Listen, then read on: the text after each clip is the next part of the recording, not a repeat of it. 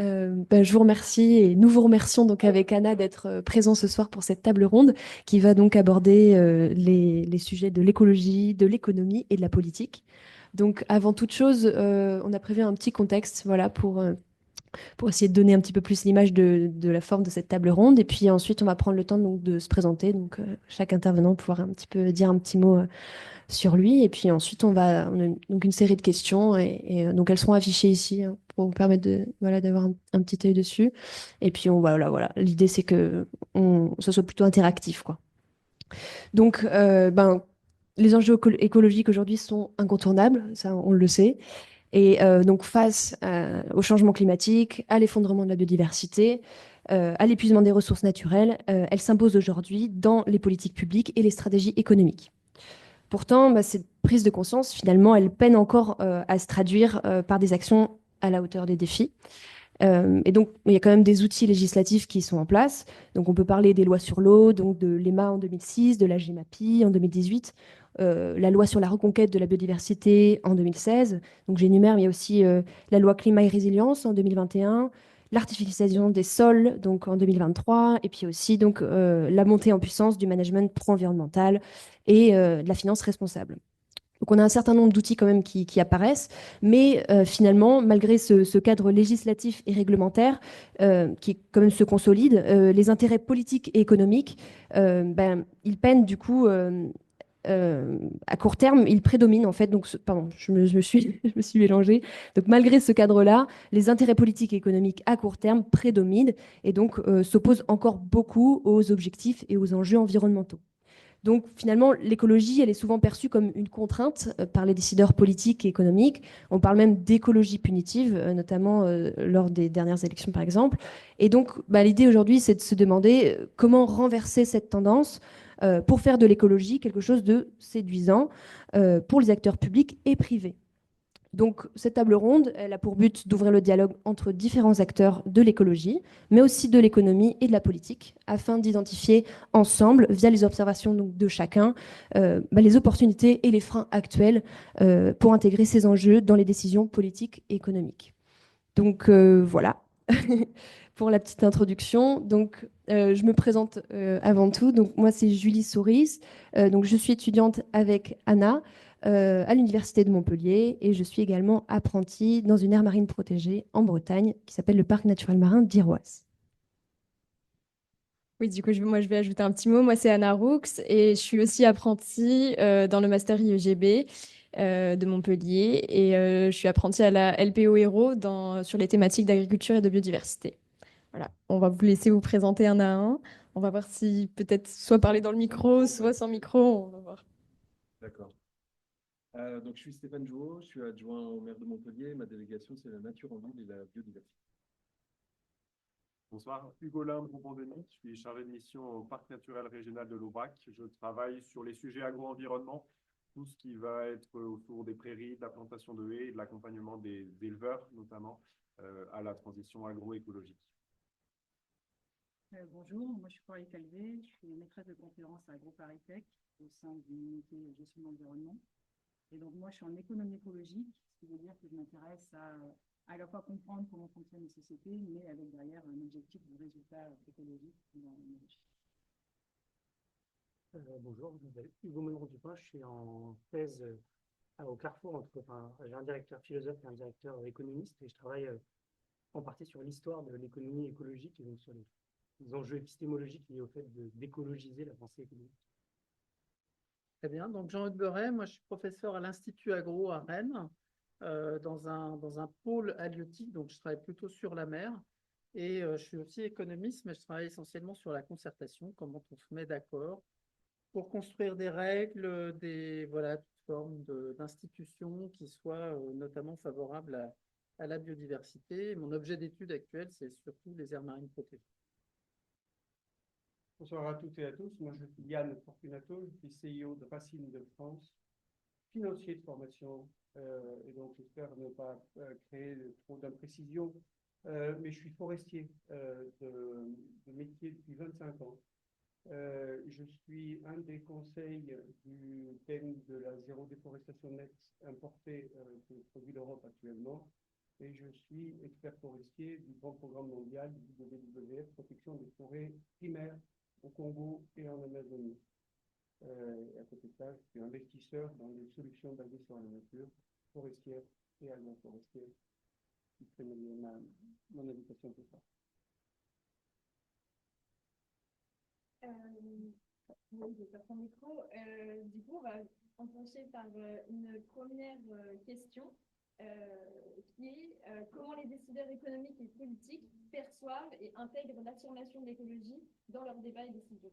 C'est pour poser un petit peu le contexte, comment chacun, vous, avec vos retours, avec les gens avec qui vous intervenez ou avec qui vous êtes en relation, comment est-ce que vous-même aussi, vous percevez la montée de l'écologie et comment ça participe dans les débats et décisions. Je ne sais pas qui voudrait commencer. Jean-Luc, peut-être. Oui, comment les décideurs. Alors, moi, je vais parler de ce que je connais, hein, mais comment les décideurs économiques et politiques intègrent l'écologie. Alors, moi, je vous disais, je travaille plutôt sur les aires marines protégées. L'écologie, bah, c'est la conservation de la biodiversité, c'est ce qui motive les politiques de création d'aires marines protégées. Et c'est une conservation, c'est un enjeu global. La biodiversité, c'est global. Donc, parce que c'est un enjeu global, on se donne des objectifs internationaux qui sont tout à fait louables et des objectifs qui sont très ambitieux. Donc, ces objectifs, ils sont posés, ils sont là. Après, le problème, c'est d'arriver à traduire ça dans des territoires. Les aires marines protégées, c'est des politiques territorialisées, ça arrive dans un territoire.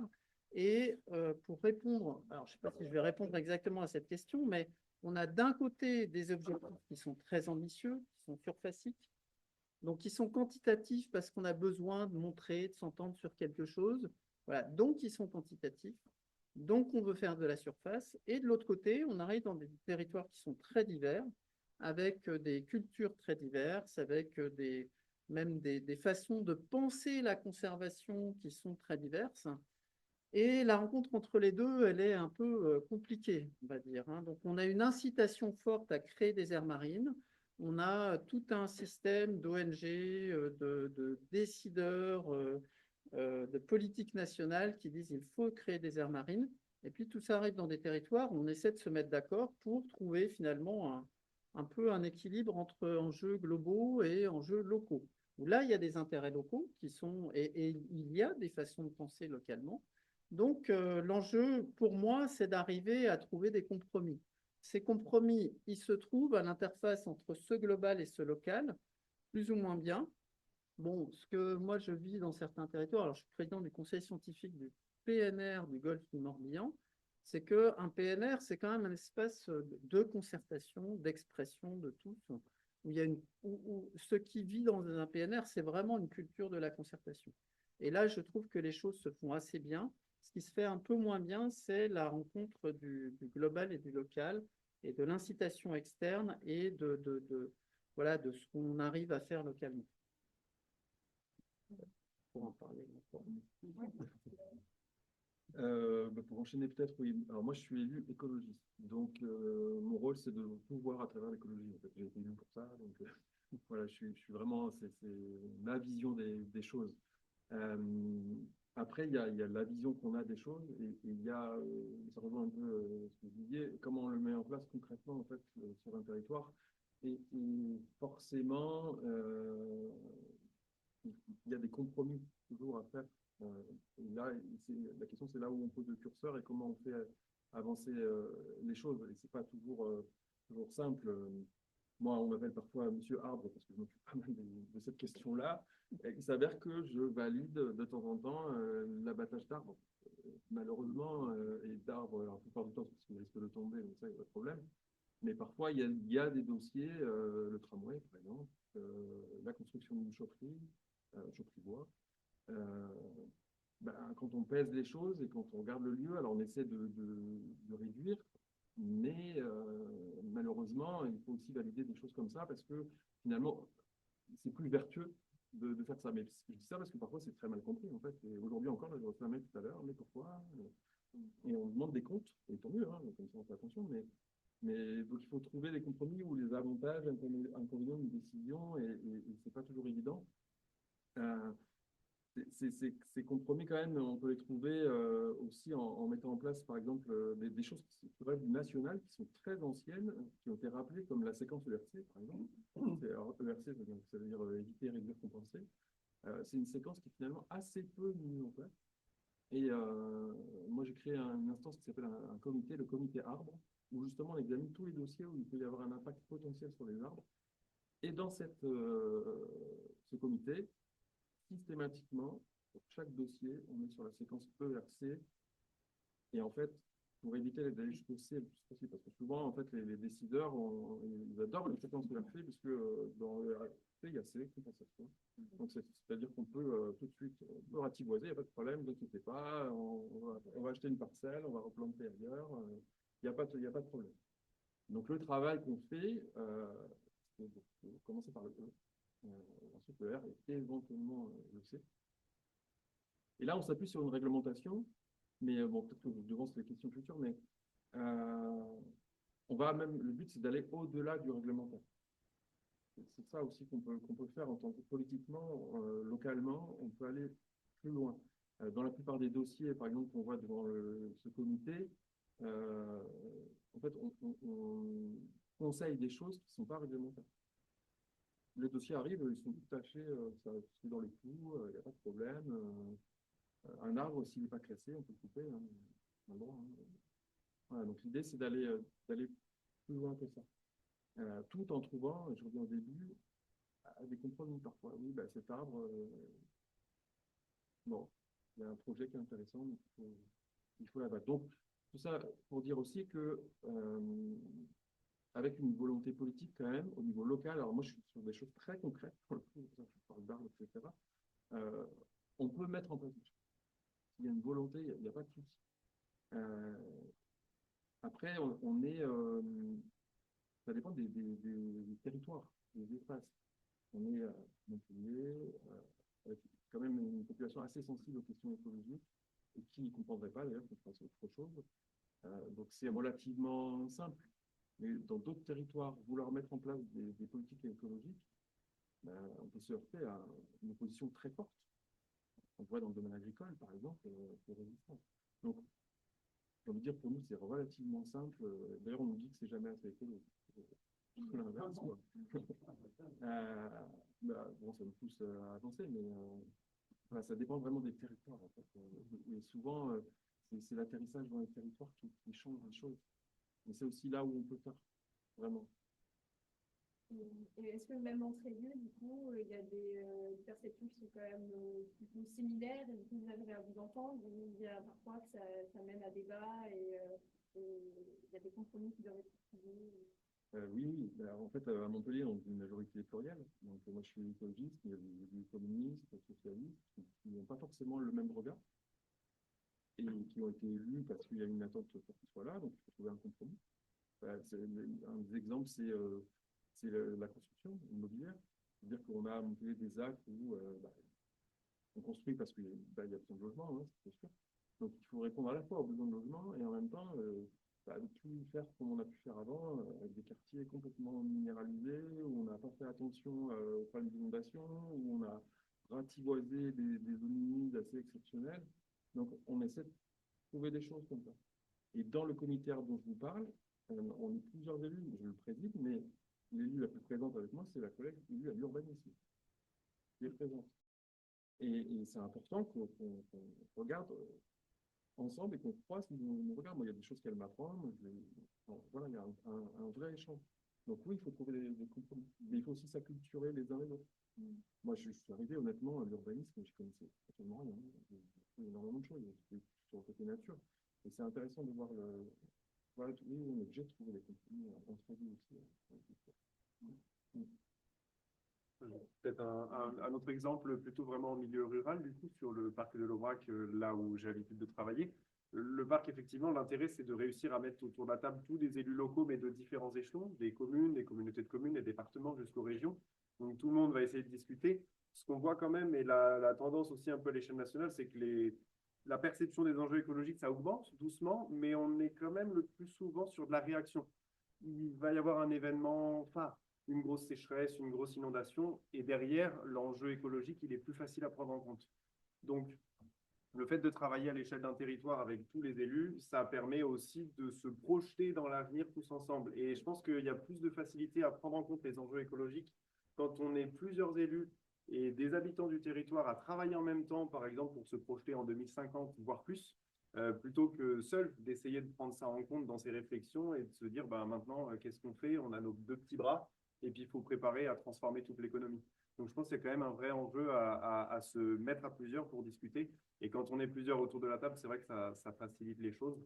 Et les discussions sont quand même assez apaisées, hein. Même en milieu rural où finalement les enjeux écologiques sont moins présents parce qu'on nous répète souvent que les milieux sont assez préservés autour, etc. Ça n'empêche, chacun a sa part des choses à prendre. Et ça infuse doucement. Voilà, on est beaucoup sur de la réaction, mais petit à petit, les enjeux sont pris en compte quand même de plus en plus. Ouais, du coup, je vais continuer. Après, du coup, derrière décideurs économiques, j'ai l'impression que, en fait, ça dépend, enfin, il y a plein de pluralité de décideurs économiques. Et par exemple, la question écologique, l'agriculteur, typiquement, est un décideur économique. Et on parlait tout à l'heure de la séquence ERC. Donc, moi, j'ai pas mal travaillé sur les compensations écologiques et notamment sur des compensations qui ont été réalisées dans le cadre du contournement ferroviaire à Montpellier, qui implique beaucoup d'agriculteurs, parce qu'il y a une centaine d'agriculteurs qui mettent en place des mesures compensatoires sur leurs parcelles, et ça crée du gain écologique qui compense les impacts de la voie ferrée. Et donc, comment ils perçoivent ça? Eux, au départ, plutôt comme une opportunité, puisque c'est une opportunité économique, de pouvoir valoriser des terres qui ne sont pas forcément valorisées par ailleurs, puisque voilà, dans une localisation ou avec des contraintes qui faisaient que ça peut exploiter. Et donc, par le prisme de la séquence versée, il faut rentrer ces terres avec une nouvelle valeur qui est la production de biodiversité, voilà, qui peuvent valoriser. Sauf que derrière, quand on regarde les résultats écologiques, en fait, c'est un travail qui a été mené au CEF pendant pas mal d'années, notamment par Aurélien Bénard, donc un chercheur spécialisé en écologie. Et donc, nous, on travaille ensemble sur ces aspects-là. Moi, je regarde qu'est-ce qui fait qu'un agriculteur il rentre dans un dispositif de compensation. Et après, lui, il regarde derrière, c'est quoi les résultats. Et en fait, on se rend compte que il y a justement un effet d'aubaine tel qu'au final, les résultats écologiques ne sont pas là. Parce que c'est soit des agriculteurs en fait, qui faisaient déjà les pratiques demandées dans le cadre des compensations, donc il n'y a pas le gain en fait, qui est créé qu'on attendrait, ou alors finalement, il n'y a pas vraiment de changement de pratique sur les parcelles qui sont intégrées, et donc la biodiversité continue à s'écrouler. Donc voilà, il peut y avoir un élément là intéressant, c'est que oui, il peut y avoir un intérêt pour eux, mais au final, les écologistes. Donc ça, c'est un premier élément. Après, il y a un autre échelon auquel j'ai un peu réfléchi dans mes travaux, c'est avec la région Occitanie. Donc on a accompagné les élus de la région pendant 2 ans sur la mise en place du SRADET Occitanie 2040. Et notamment dans le cadre du plan d'action ERC, donc les effets récompensés. Et donc là, l'objectif, c'est un peu comme on disait tout à l'heure à la plénière, de vraiment aller sur la planification pour ne pas avoir une approche réactive, projet par projet, mais plutôt de dire on va être plutôt dans la proactivité, identifier des zones qui seraient plutôt favorables à la compensation et voir comment on pourrait entrer dans un dispositif un peu plus intelligent d'un point de vue de la compensation. Et là, pour le coup, c'est vrai qu'on a mis en place voilà, beaucoup d'ateliers, beaucoup de réunions. Les élus, il y avait Agnès Angeline qui était très présente. Je crois qu'elle était la seule d'ailleurs à être vraiment présente. Les autres élus, en fait, quand ils venaient au final, je crois qu'ils étaient plus sur leur portable ou leur mail qui vraiment le fond de la réunion, donc je ne suis pas sûre qu'ils avaient tiré grand-chose. Mais en tout cas, à l'échelle de la région Occitanie, il y a quand même eu, voilà, le fait, parce que je pense qu'Agnès était présente et a beaucoup poussé cette intégration-là. Mais bon, il y a eu quand même des réflexions qui ont été faites et au moins, ils savaient qu'il y avait ce type de dispositif qui existait et que, oui, on ne peut plus maintenant faire comme avant et on peut se poser la question des impacts des projets. Donc, il y a quand même des éléments là-dessus. Et juste un dernier point. Et donc, pour après remonter d'un niveau, au niveau national, Donc, dans le cadre de la loi biodiversité 2016, il y a eu aussi toute une réflexion mise en place en amont pour construire des lignes directrices, et notamment la partie qui concerne la séquencialité et la fréquencée. Donc, des groupes de travail ont été aussi mis en place pendant des années pour proposer en fait à quoi devraient ressembler les décrets de cette loi pour que ça fasse sens sur le plan ERC. Et donc là, moi, ça a été la démotivation totale parce qu'on a passé 2 ans à faire des réunions sans arrêt pour au final garder peut-être qu'un tiers de nos propositions. Parce qu'après, les limites à ça, parmi les freins, c'est quoi? C'est des lobbies et des freins politiques qui sont majeurs. Et donc au final, on s'est retrouvé avec la CDC Biodiversité qui a été vraiment à l'œuvre dans l'écriture des décrets et qui n'allait pas du tout dans le sens de ce que nous, on avait pu montrer sur le plan scientifique et qui posait problème dans la compensation. Donc sur, par exemple, des équivalences écologiques, des aires géographiques, des équivalences, etc. Et donc, oui, en fait, on passe du temps à travailler pour essayer de faire en sorte qu'on diffuse ce qu'on peut produire vers l'action. Mais la réalité, c'est que derrière, il y a des intérêts et des lobbies qui font que maintenant, c'est pas du tout en face. Jean-Albert, tout à l'heure, à la plénière, mentionné des sénateurs qui mettent en place en ce moment des éléments au niveau agricole pour essayer d'enlever des contraintes environnementales. Bon, ça va évidemment totalement à l'encontre de tout ce qu'on peut savoir sur les connaissances par rapport à tout ça. Donc, est-ce que les décideurs intègrent l'écologie? Non. Alors que si c'est dans un intérêt ou dans un affichage, il n'y a pas trop de problèmes de toute façon. Il y a l'exemple juste du ZAN, par exemple, de la loi du zéro artificialisation nette. En fait, par exemple, au niveau local, mais c'est une décision nationale, hein, on a dit tous les projets routiers, contournant ouest de Montpellier, ça ne rentre pas dedans. Alors qu'en fait, ça va manger énormément de terrain. Mais non, ça ne compte pas. Donc on enlève tout de suite une partie, et donc ça réduit l'impact de cette loi. C'est un exemple local, mais il y a plusieurs endroits où ça a été comme ça. En même temps, une chose que vous fait penser, j'avais posé avant, mais c'était que sur le ZAN, en même temps, une chose qui est assez, un exemple assez unique, c'est que c'est à peu près la seule compétence dont aucun échelon politique ne voulait. Là, si on dit qu'il faut faire zéro artificialisation nette, il faut dire c'est net par rapport à quoi. Et donc, pendant les discussions à l'Assemblée, au Sénat, que j'ai suivi pour un autre projet associatif, la question, c'est quel est l'échelon administratif qui reboucle pour dire, voilà, ça fait zéro artificialisation nette. Et cet échelon-là, personne n'en voulait. Finalement, c'est les régions qui l'ont. Parce que il faut être celui qui va dire non à des projets d'artificialisation. Et comme le politique a du mal à produire un autre modèle de société, même désirable pour les électeurs, les électrices, qu'un projet qui construit des choses et donc qui crée des emplois. Et donc, pour en gros construire un magasin, il faut artificialiser, si on veut en rajouter un en plus.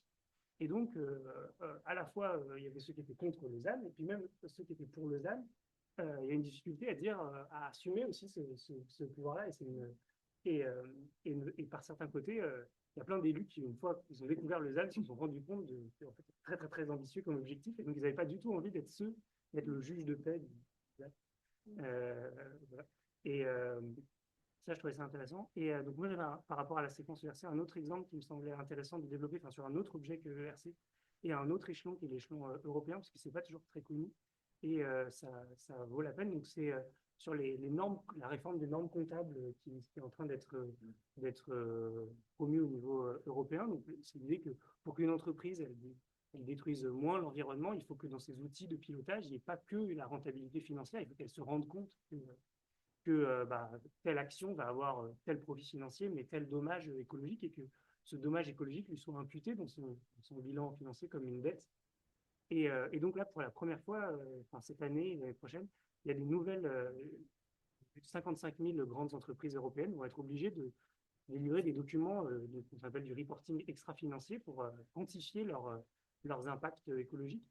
Et par certains côtés, alors c'est très imparfait, etc., mais ça amorce une forme de changement de paradigme, c'est-à-dire que initialement, comment une entreprise prend en compte les dommages écologiques, ce qu'on dit en matérialité simple, c'est-à-dire que elle anticipe que si jamais elle détruit cet étang lui fournit un certain nombre de services écologiques, et donc ça va faire des dommages pour elle. C'est un risque financier pour elle si cet écosystème arrête de fonctionner. Donc on prend en compte uniquement l'impact des écosystèmes vers les entreprises. Et maintenant, on va devoir prendre en compte, ce qu'on appelle en matérialité à impact, l'impact l'activité économique de cette entreprise sur les écosystèmes. Et comment on fait ça? Eh ben, on dit qu'une entreprise, si elle détruit un écosystème par son activité économique, elle doit pouvoir dire, si je voulais le restaurer, ça me coûterait tant. Et donc, j'impute dans mon budget le fait que je devrais pouvoir rétablir ce dommage-là. Et donc, on va plus seulement, disons, c'est plus seulement qu'on quantifie le risque financier associé au réchauffement climatique, et à cause du réchauffement climatique, la valeur actionnariale de l'entreprise diminue, parce qu'elle va devoir reconstruire ses entrepôts, etc. Mais aussi le fait que les impacts, enfin, que l'activité économique a un impact sur l'écosystème. Et ce qui est intéressant là-dedans, c'est que on dit ça, pour faire ça, il faut définir à la fois scientifiquement, donc par des écologues, et politiquement, ce que c'est qu'un bon état d'un écosystème. Parce que pour pouvoir dire à une entreprise, vous avez dégradé l'écosystème, il faut lui dire, voici quel est le bon état et quel est l'état final que vous avez causé, et donc pour combler le gap entre les deux. Et donc, dans une comptabilité économique, financière, qui sont des documents, tout ce qu'il y a de plus gris d'une entreprise, apparaît cette notion qu'il faut être capable, scientifiquement et politiquement, de définir quel est le bon état d'un sol, le bon état Donc, il y a tout un champ de recherche pour définir le bon état écologique d'un milieu. Et ça intègre à une comptabilité financière une dimension norme politique, enfin, politico-scientifique, ce qui fait que ça peut aussi être dévoyé, très mal fait. Mais voilà, je trouve que ça répond un peu à la question de comment les entreprises pourraient le prendre en compte, ou peuvent le prendre en compte, ou vont être sur le point de le prendre en compte, partiellement, plus ou moins bien. Il y a cette idée de cette transformation des normes comptables qui est en cours, et qui est, ça c'est un projet européen. Et il y a un autre projet beaucoup moins bien, enfin, en quelque sorte américain, donc il y a une compétition géopolitique, c'est-à-dire quelles sont les normes comptables qui vont compter à l'échelle internationale, sur lesquelles on va se mettre d'accord. Il y a un peu deux manières de valoriser la nature, et une a deux sens et une a un sens. Et donc, ça, c'est une transformation qui se fait un peu à bas bruit, mais qui est en fait assez capitale pour le management des entreprises. Ça vous fait une transition. Merci. Oui, ça fait une transition. Merci pour les prises de parole. Mais pour répondre clairement à la question, comment les décideurs économiques et politiques perçoivent-ils actuellement, et on reparlera du futur demain, mais actuellement, et des prises de parole, à peu près tout a été dit, c'est sous la contrainte, lentement et petitement. Et malheureusement, et moi, c'est ça aujourd'hui que j'ai envie de partager avec vous, c'est cette espèce d'antinomie de quelque chose qui est à peu près connu depuis une cinquantaine d'années, hein, puisque c'est le rapport de Rome qui nous a déjà alerté sur la tendance sur laquelle nous sommes en train d'être mis aujourd'hui, et cette prise de conscience qui est malheureusement trop lente, pas suffisamment percutante dans l'esprit des décideurs, considérant encore que l'écologie, l'environnement est une contrainte dont il fait bien parler le vendredi soir à 18h avant de partir de son bureau, parce qu'on donne bonne conscience, mais qu'on traite le reste de la semaine par-delà la jambe en se disant après moi le déluge. Et malheureusement, on est encore un peu dans ce après moi le déluge, au point où beaucoup pensent que simplement de la pédagogie, et on fait de la pédagogie dans une université, pensant que nos enfants feront mieux que nous avec un monde de demain qui est avec un grand point d'interrogation, mais en disant mais c'est pas grave les enfants, vous allez trouver les solutions. Je trouve que face à cet acte de pédagogie en effet qui est nécessaire, il manque l'acte d'exemplarité dans laquelle à la fois les collectivités, les territoires et les chefs d'entreprise aujourd'hui, c'est-à-dire les décideurs, les gens qui ont à peu près mon âge dans la salle, pourront et devront répondre à cette question demain. Que manqueront pas inéluctablement de nous poser nos enfants, ou nous posent déjà: papa, maman, face à cet état des lieux que tu connaissais, qu'as-tu fait? Et donc je pense aujourd'hui qu'on est véritablement face à ce schisme entre la connaissance qui s'installe dans nos esprits depuis pas mal de temps, et cet état de dégradation du monde qui va de plus en plus vite.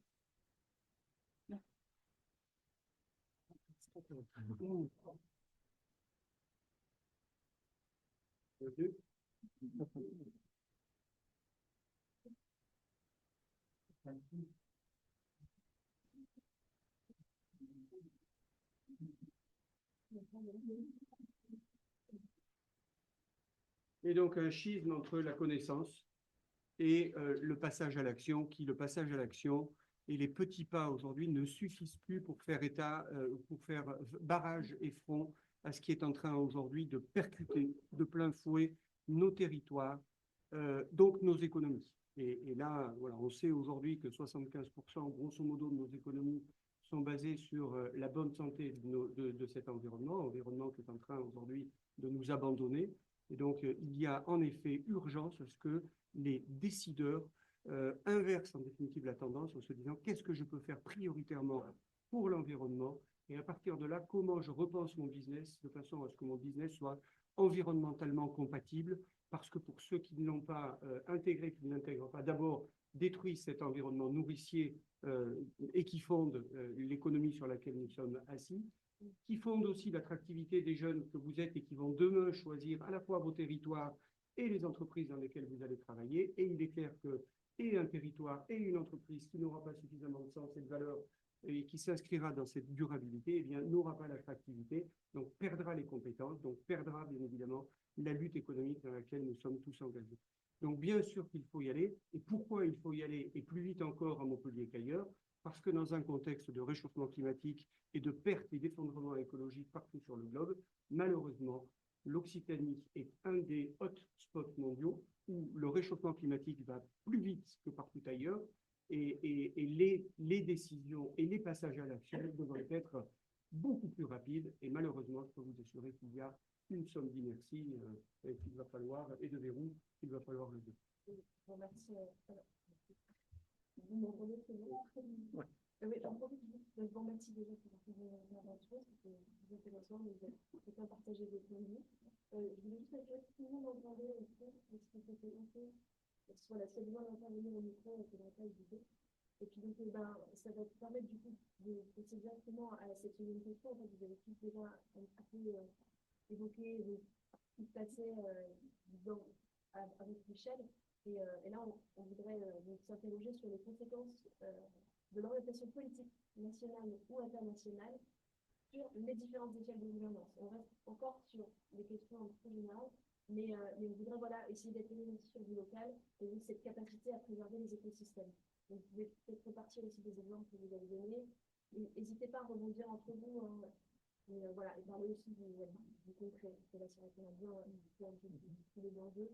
Donc, voilà, à différentes échelles, comment ça peut se traduire. Et donc, si vous permettez, comme j'avais la parole et sans vouloir présenter, je poursuis. Mais quelles sont les conséquences de l'orientation politique nationale ou internationale? D'abord, elles ne peuvent être que favorables. Alors, elles sont favorables parce qu'elles vont dans le bon sens, mais je l'ai dit, elles sont insuffisantes. J'ai été un des correspondants de la France à la COP 28 sur notamment la mise en place des solutions basées sur la nature. Bon, la COP 28 a été une réussite dans les discours, mais dans l'efficacité, ça manque quand même clairement d'efficacité. Elle a été suivie par la COP 29 à Bakou, dont on sait tous les échecs. Parallèlement, on a eu la COP 16 en Colombie, qui a été une catastrophe. Et donc, on peut se poser la question aujourd'hui, quid, encore une fois, de cette capacité du monde à se mettre au diapason dans une même direction au bénéfice d'une biodiversité et de la protection d'une nature mondiale. Donc ça, c'est une interrogation que je partage avec vous. Donc, est-ce que la solution doit arriver forcément de solutions internationales? Non, pas forcément. En tout cas, ne les attendons pas, parce que là encore, il y a peut-être plus d'inertie ici pour des causes et des conséquences géostratégiques dont vous parliez tout à l'heure, monsieur. Et donc, la solution doit aussi venir très locale, de façon à ce qu'on soit dans cette proaction en définitive, n'attendant pas que les choses viennent d'ailleurs. En France, il y a ce que je ne connais pas ailleurs, mais c'est assez frappant que les communes, ce qui est rare dans l'histoire de France, une histoire très centralisée, on a l'impression qu'il y a beaucoup de choses qui bougent par les communes. Il y a une diplomatie internationale des communes. Je ne sais pas si Montpellier est dans cette sorte de coalition de communes pour le climat où il y avait, Grenoble avait pas mal poussé ça. Il y avait je ne sais plus. Mais donc, c'est une diplomatie qui est internationale, mais qui ne relie pas des États, mais des villes. Parce que, mais c'est un peu ce que vous disiez sur le caractère local, à l'échelle locale, on peut faire de la concertation, donc faire avancer des sujets, alors qu'une contrainte globale est souvent vue plus comme une contrainte, justement, que comme l'élaboration, le résultat d'une élaboration partagée. Donc, paradoxalement, pour un enjeu global, ça avance plus par le local. Et est-ce que,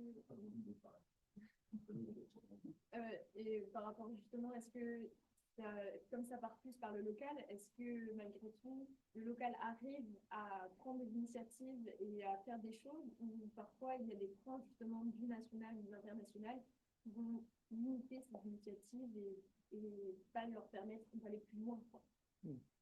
Moi, je voulais revenir notamment sur l'échelle nationale. En fait, je trouve qu'on demande beaucoup aux politiques et ils nous en promettent beaucoup. Donc, c'est d'ailleurs le titre de notre bouquin, c'est Les aires marines protégées, vaines promesses et vrais enjeux. Et l'argument, c'est de dire on nous promet énormément de choses. On nous dit voilà, on va classer en aires marines protégées 30% de l'océan mondial. Super. Et ce sera protégé parce que ce sera classé. Génial.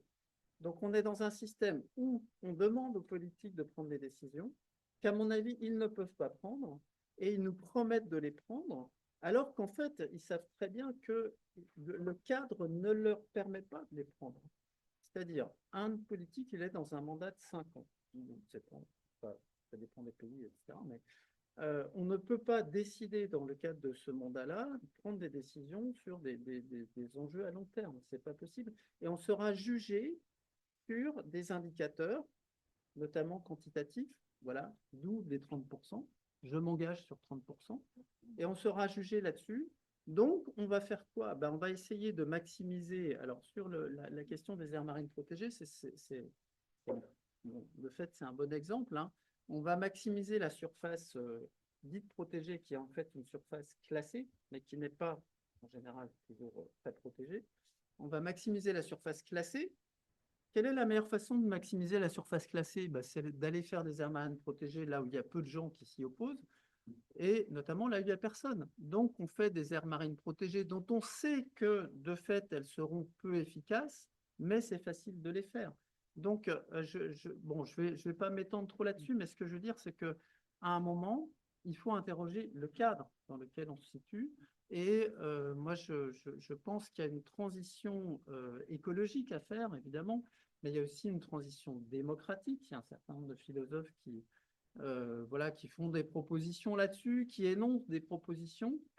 Il faut qu'il y ait des institutions capables de se projeter dans un long terme, qui est le temps de, pas à long terme ou court terme, mais enfin sur des enjeux globaux. Le changement climatique, il y a urgence d'agir, mais c'est un enjeu sur lequel on ne peut pas répondre sur un mandat de 5 ans et sur une échelle nationale. Il faut modifier ce cadre. Alors après, peut-être que certains d'entre vous parleront mieux que moi de ce qu'on propose pour modifier ce cadre, mais à un moment, il faut interroger ce cadre. Je vais peut-être rajouter quelque chose sur le volet agricole qui est un peu le pendant. C'est très original sur le volet agricole parce qu'on part d'une très petite échelle, une exploitation avec ses enjeux, ses problématiques. Et en fait, les décisions des orientations agricoles, aujourd'hui, c'est plutôt à l'échelle européenne avec la PAC, la politique agricole commune. Et c'est vraiment original parce qu'on a des éleveurs qui, eux, pour le coup, seraient prêts à mettre en place certaines choses, certaines mesures. Et on voit que les orientations dans lesquelles la PAC emmène l'élevage ne sont pas du tout celles qui sont attendues.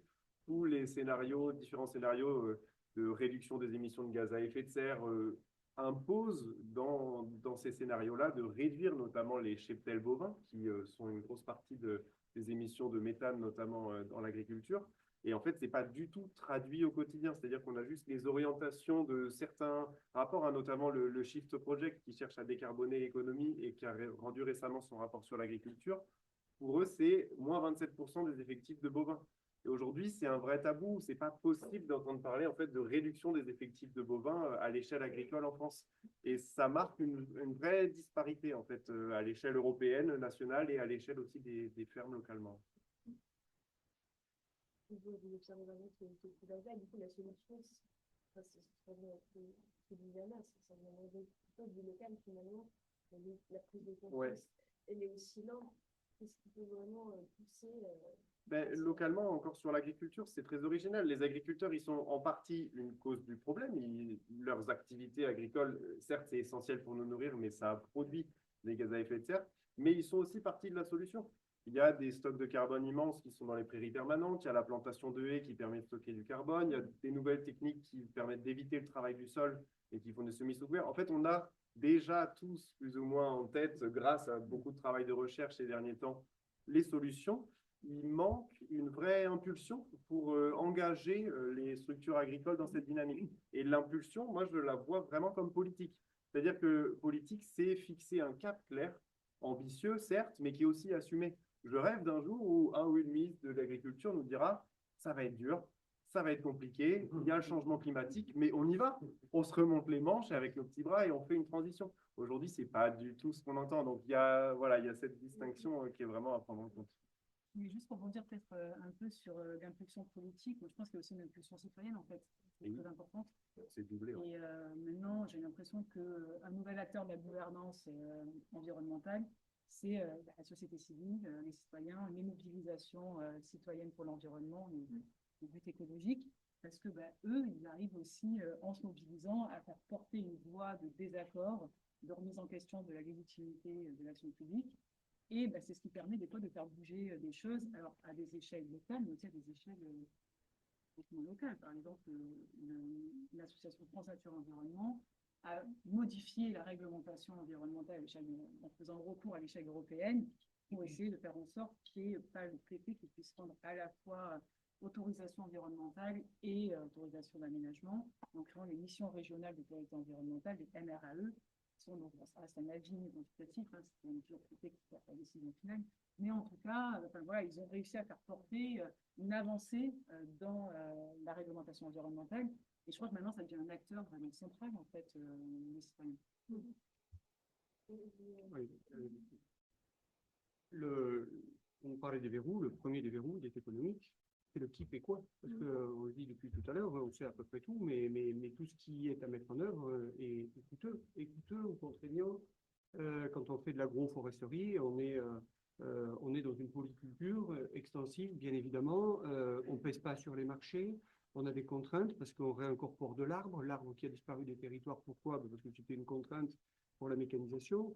Et donc, tout ça ne sont que des coûts additionnels, en définitive, pour un modèle de société qui n'a construit son modèle que sur l'expansion et sur le bas-coût. Donc, il faudra à un moment redire aux gens, c'est possible de bien manger, c'est possible de prendre soin de la terre, mais par contre, ça coûte tant, ou en tout cas, ça va vous redemander, en effet, un autre rapport à l'alimentation, un autre rapport à l'environnement que celui avec lequel vous avez été éduqué. Et je pense que justement, et parce que je parle d'éducation, il y a aussi un gros travail d'éducation à faire pour rappeler à toute une population qui est de plus en plus éloignée de la chose environnementale, à n'en pas douter, puisqu'on est 50% aujourd'hui de la population mondiale à naître, vivre et mourir en ville sans aucune expérience du vivant, et on sera 75% demain. Donc plus personne ne sait que tout part de là. Mais il faudra réapprendre à tout le monde que tout part de là. Notre alimentation, notre santé, notre ressource pour faire vivre notre économie, et que tout ça inclut, si on le prend pas en considération dans des principes régénératifs plus vertueux, eh bien ce que l'on détériore, on finit par le payer plus tard, ou on finira par disparaître de cette planète. Et c'est là toute la modélisation aujourd'hui, et on est peu à être capable de travailler en pluriel et en transverse. Et là aussi, pour les solutions, c'est ce réapprentissage de travailler en complexe, là où ça fait 50 ans qu'on travaille en silo. Et malheureusement, quand on a déconstruit cette terre et cette manière de travailler ensemble, eh bien, on finit par être au pied d'un mur quasiment infranchissable. Donc, je pense à l'Aubrac en même temps que je vous entends parler. Je suis aussi porteur de projet en Aubrac, parce que je vous ai dit, je suis forestier. Et là où on sait que l'arbre est la solution de la durabilité des territoires, malheureusement, les arbres sont en train de disparaître partout sur la planète. Et pas simplement en Amazonie ou en forêt du Congo ou en Asie du Sud-Est, mais en France et en Europe aussi, où on sait que dans 15 ans, 50% des essences forestières auront disparu. Le jour où les essences forestières ont disparu, et je pense à l'Aubrac, qui est constitué de 3 essences forestières majeures, le hêtre, le frêne et l'épicéa. Les 3 sont en train de disparaître. Dans 15 ans, il n'y a plus d'arbres. Quid de vos agriculteurs dans 15 ans quand il n'y a plus d'arbres, avec des cheptels qui ne seront plus adaptés au territoire. Et donc, et sans eau de surcroît, parce que le cycle de l'eau porté par l'arbre aura disparu. Voilà la situation aujourd'hui. Et donc, il y a urgence à relever les manches, comme vous disiez tout à l'heure. Oui, je voudrais revenir à cette idée de local. Au niveau local, on peut faire des promesses, mais il faut les tenir parce qu'on est plus à portée de batte que au niveau national. Et que si on ne les tient pas, les gens dans la rue savent bien nous le dire, quoi. Et ils ont bien raison. Donc on fait un peu plus attention à ce qu'on dit et on essaie de faire ce qu'on a promis de faire. Par contre, on a une difficulté au niveau local, c'est que parfois on n'a pas la compétence au sens de compétence décentralisée. Par exemple, sur l'agriculture, la métropole, en fait, elle bricole, mais elle n'a pas vraiment la compétence, elle n'a pas vraiment les leviers, en fait. Elle essaie d'impulser des choses et elle bricole aussi parce qu'elle n'a pas les financements, en fait. On n'a pas l'argent pour mettre en place des choses. Donc ça, c'est vraiment une limite. Donc l'agroécologie, alors il y avait les assises de l'agroécologie la semaine dernière, on essaie de pousser le plus possible, mais voilà, on n'est pas suffisamment, oui, on n'est pas assez musclé pour faire ça, clairement, quoi. Donc on fait d'autres choses, mais c'est quand même c'est beaucoup de bricolage. Ce dont vous parlez là du comité arbre, ça fonctionne, hein, mais c'est du bricolage en fait, hein. On fait ce qu'on peut. Et alors, parfois, il y a des choses qui nous aident au niveau national, des réglementations. Par exemple, la réglementation sur les arbres d'alignement, donc là qui est assez récente et qui nous impose en fait de faire une déclaration à chaque fois qu'on doit impacter des arbres sur un alignement. Donc ça complexifie beaucoup l'abattage d'arbres comme ça. Donc là, ça nous aide. Mais autrement, on essaie d'influencer. Alors, pour parler clairement, hein, par exemple, tout à l'heure, je vous parlais des AC et d'améliorer les projets. En fait, dans les AC, ce qu'on fait, c'est qu'on donne des lots de construction à des promoteurs. Et en gros, on fait comprendre, entre nous, mais c'est quand même ça, au promoteur que sur la parcelle qu'on lui a donnée, il a intérêt un peu à respecter le patrimoine naturel parce que le prochain lot, il ne le donnera pas autrement. Mais c'est pas du bricolage, hein. C'est juste, il comprend que bon, il faut qu'il fasse attention. Mais il n'y a rien qui nous impose, qui fait que. Alors, il y a quand même, si ça me fait penser à une chose, il y a quand même le plan local d'urbanisme intercommunal qui va être voté, qui peut quand même changer les choses. Je pense qu'il y a un règlement qui sera le 50% de pleine terre. C'est-à-dire que sur une surface construite, il y aura obligatoirement 50% qui n'est pas imperméabilisé. Donc, on peut quand même imposer des choses. Mais ce n'est pas systémique, en fait. C'est ça la difficulté. Du coup, je vous pose une question que je pose à vos réflexions, mais dans le contexte vraiment actuel, politique, économique, comment vous imaginez la suite, là, dans 5-10 ans, vraiment après vous, c'est une question un peu difficile et elle est ouverte, il n'y a pas forcément de réponse, mais si vous avez une idée de la façon dont vont évoluer les choses là, dans 5-10 ans, ou alors que vous, c'est complètement fou. Moi, je pense qu'il y a un passage assez bizarre dans 5-10 ans, parce que c'est une fois ce que vous disiez au tout début sur les objectifs internationaux très ambitieux. On va vivre une séquence qu'on n'a pas vécue jusque-là, et que l'ensemble des objectifs qu'on s'est fixés, on ne va pas les tenir. Et ça va être un moment assez intéressant d'échec du politique. C'est-à-dire, en fait, on va passer des barrières auxquelles on avait dit à tout le monde, non mais ça c'est sûr, on va le faire, etc. 1,5, et puis 2 degrés, etc. Et donc, je pense que c'est le prochain truc qu'on n'a pas vécu et qu'on va vivre politiquement, c'est ça. En fait, de dire, on n'a pas tenu les objectifs, et donc après, qu'est-ce que ça va. J'ai récupéré en tant que philosophe la charge d'inventer le futur, mais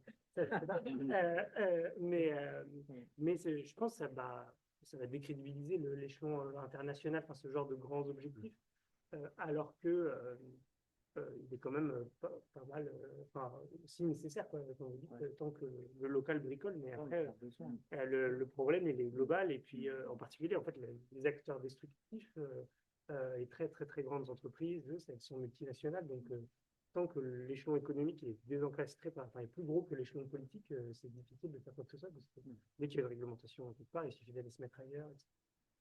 Mais donc, moi, j'ai l'impression que ce moment-là, il sera intéressant de voir les responsables dire « Ah oui, en fait, on n'a pas fait ». Donc aujourd'hui, peut-être, on parler de mobilisation citoyenne et non, en fait, juste on fait un tout petit ping-pong, mais pour en retenir toute la balle, parce que c'est super intéressant, mais c'est vraiment quand même immédiatement deux trucs à l'esprit. La direction, on n'a pas du tout atteint les objectifs des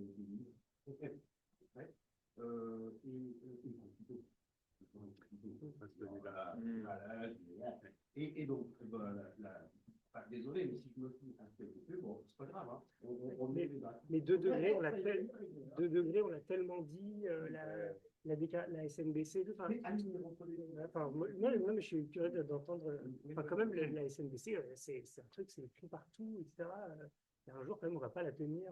Je suis complètement d'accord sur ce que j'avais dit aussi. On va En fait, c'est repousser. pas la première fois du tout. Oui, non, C'est peut-être ça. c'est aussi. La Goya 2010, on avait des objectifs ultra ambitieux sur le plan écologique. Et On n'a rien tenu. C'est pas grave, on reporte à 2020, etc. On reportera à 2030. Sur les enjeux climatiques, c'est ça. On n'arrête pas d'avoir des ambitions qu'on ne tient pas et qu'on repousse. Donc, je ne suis pas optimiste par rapport à ça. Sur le plan de. Sur les aires protégées, 30%, c'est pareil. Soit on essaye de tricoter pour faire rentrer des choses et à faire en sorte de dire oui, on l'a quand même atteint parce qu'on arrive à faire rentrer des choses dedans, de boum.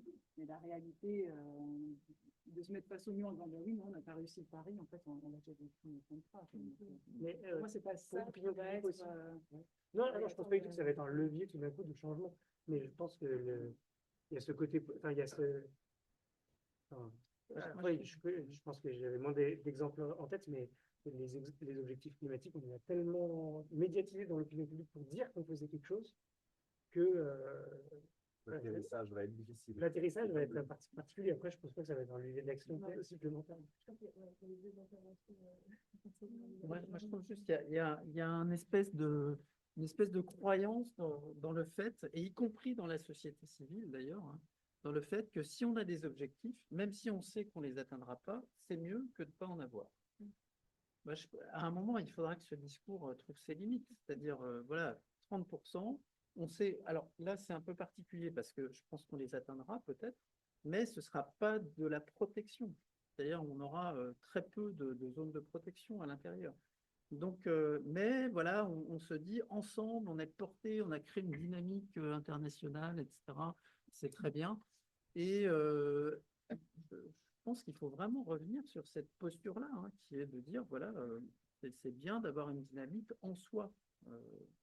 Moi, pour revenir sur la question que tu poses là, malheureusement, je pense que le changement viendra de la crise. Et c'est... Bon, je pense que ça, c'est très inquiétant. Mais bon, il s'avère que je travaille pas mal en Afrique. Le changement climatique, il est là déjà. On le voit. Enfin, même dans le golfe du Morbihan, on voit la montée du niveau de l'eau sur certaines installations.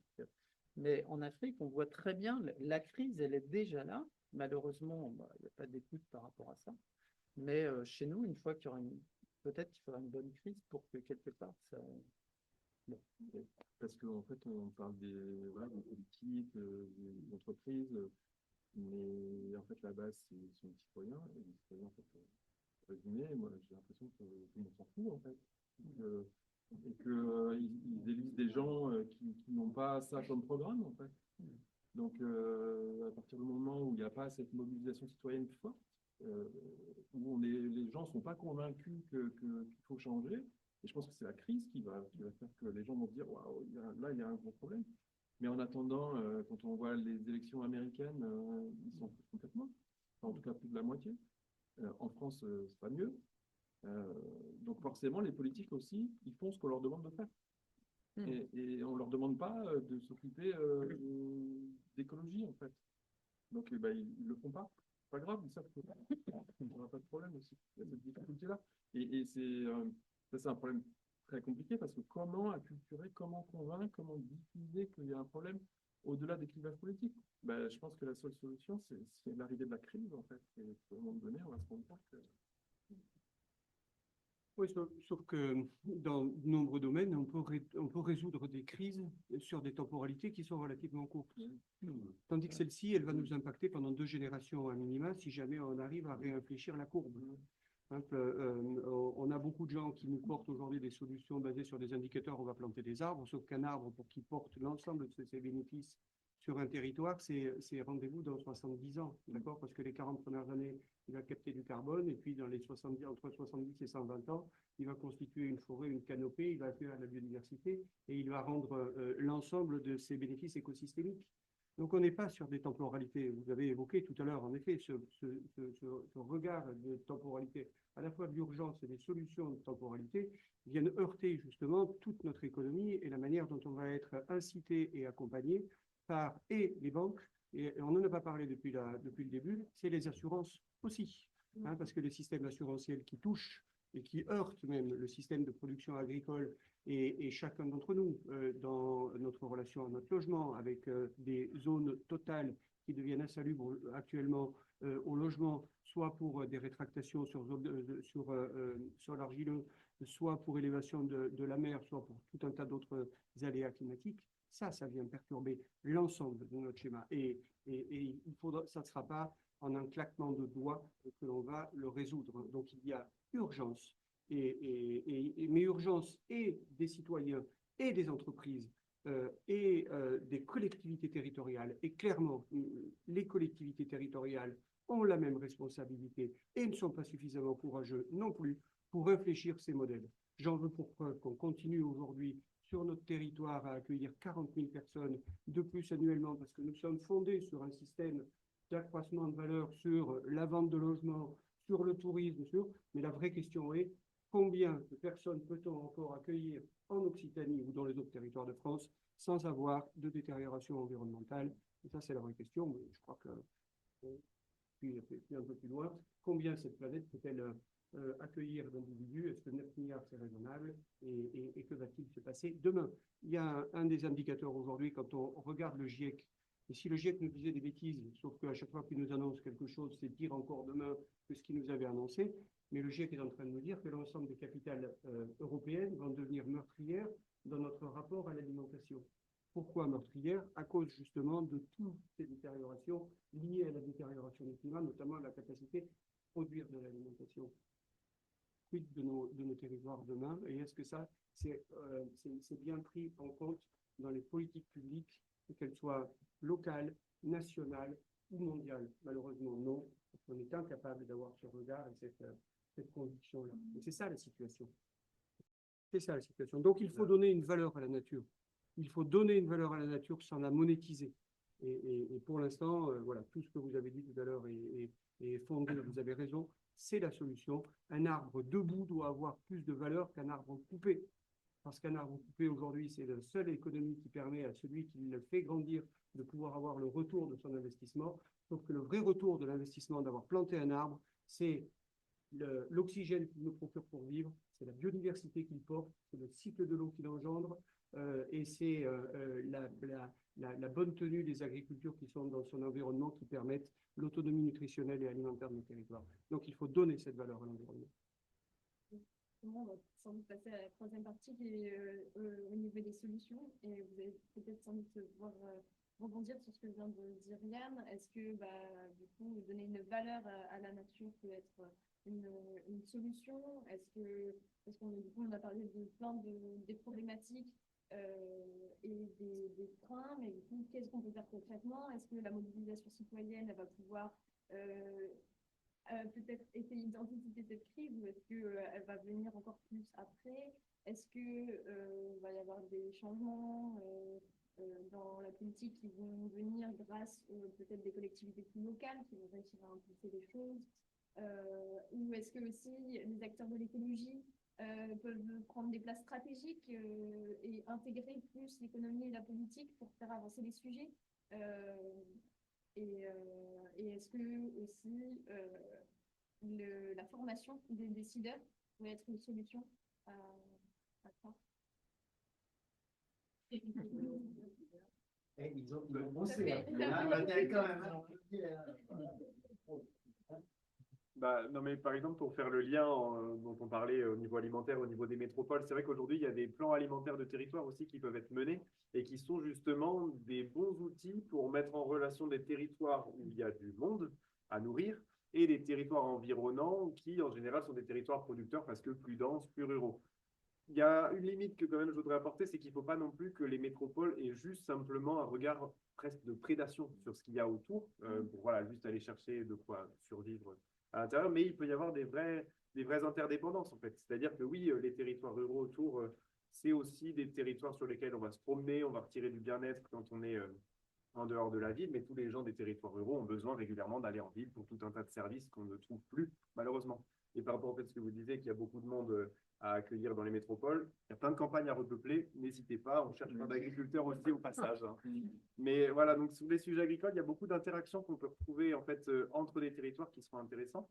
Et pour rebondir sur la question que vous posiez, soit on met des personnes qui prennent en compte les enjeux écologiques à des postes stratégiques, pourquoi pas, c'est intéressant, puis ça permet d'avancer plus vite. Mais dans l'agriculture, j'ai deux exemples qui sont assez marquants de, même si on ne met pas ces personnes, on va se retrouver imposé à prendre des décisions. Notamment aux Pays-Bas et au Danemark, qui sont deux pays très intensifs sur la production de viande. On parle de millions d'animaux en termes de production de viande. C'est des territoires qui aujourd'hui sont frappés par une crise de l'azote, c'est-à-dire qu'il y a tellement d'émissions de protoxyde d'azote via les animaux d'élevage, via les engrais minéraux, que les nappes d'eau sont pourries, les écosystèmes ne fonctionnent plus. C'est vraiment pas une blague, hein. Vous tapez Nitrogen Crisis aux Pays-Bas, pardon, en 2022-2023, c'est une catastrophe.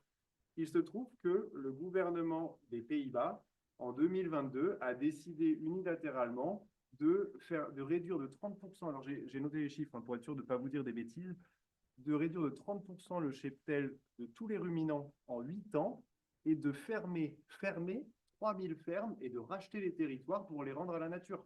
Donc même s'il n'y a pas eu du tout cette anticipation, on se retrouve à des moments au pied du mur et il faut prendre des décisions qui sont qui changent la face des paysages et même le quotidien d'énormément de personnes. Donc soit on essaie aujourd'hui d'intégrer vraiment les enjeux écologiques auprès de nos décideurs, soit quand on est au pied du mur, il faut prendre des décisions brusques et qui sont brutales et brutalement vécues par les gens. Il faut se rendre compte aussi de ça.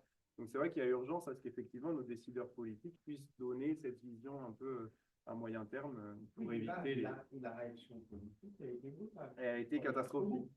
La suite derrière, c'est qu'effectivement, il y a eu une grosse réaction du monde agricole et paysan aux Pays-Bas, ce qui a suivi avec une montée de l'extrême droite. Voilà, pour être honnête, aujourd'hui, on en est arrivé là. On arrive à la chaîne individuelle. Par contre, si on regarde l'exemple du Danemark, on se retrouve avec un pays qui a beaucoup, c'est un pays un peu plus scandinave, qui a cette culture aussi des compromis et des alliances politiques.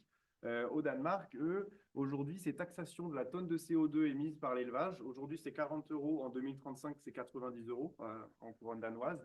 Et ils se sont mis d'accord à planter 250 000 hectares de forêt sur les terres agricoles. Ça, c'est tout récent, hein, c'est de l'année 2024. Voilà, donc ils ont pris cette décision qui est aussi vraiment brutale. Mais pour faire le lien plus avec ce qu'on a en France, on a la chance d'avoir des territoires encore, notamment dans le Massif central, là où je travaille, qui sont assez peu intensifiés. Donc, il y a aussi un enjeu de prendre en compte ces territoires qui, aujourd'hui, ont toujours un mode de production qui est assez vertueux, notamment au niveau de l'élevage, qui est de l'élevage herbager. Et ça, il faut réussir à le mettre en valeur parce que c'est des formes qu'on veut conserver pour l'avenir, au détriment, évidemment, d'autres élevages un peu plus intensifs dans d'autres territoires. Voilà, c'est un exemple assez intéressant.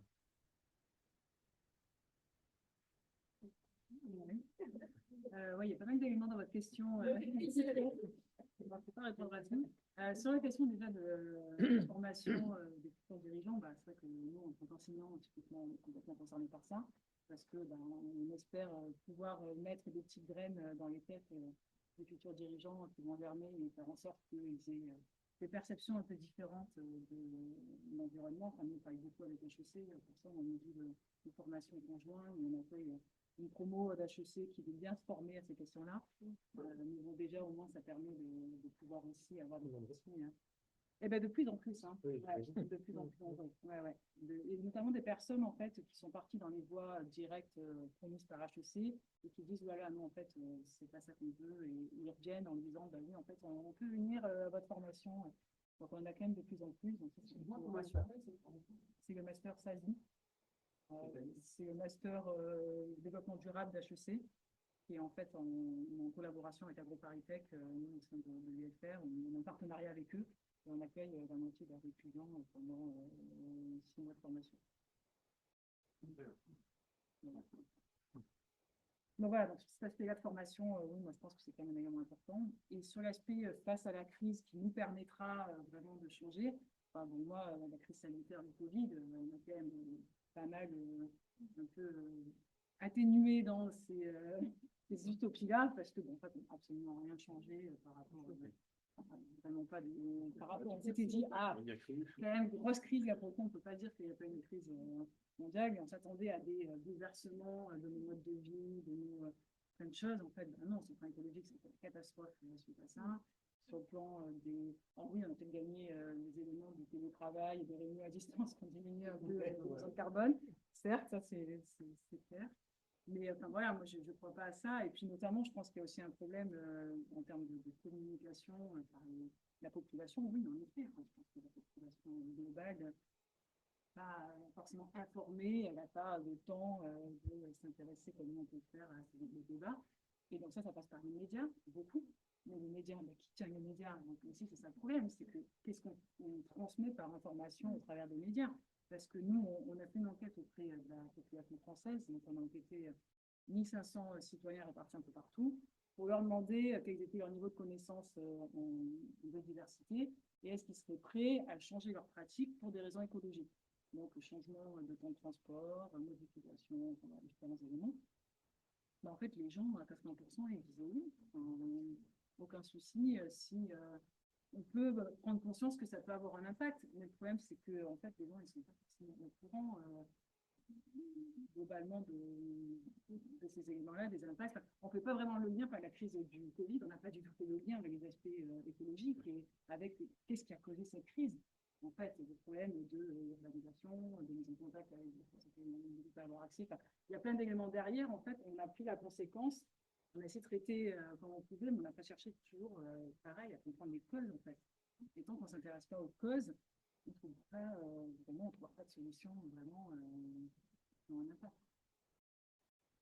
Tu voulais quand même... Non, pardon.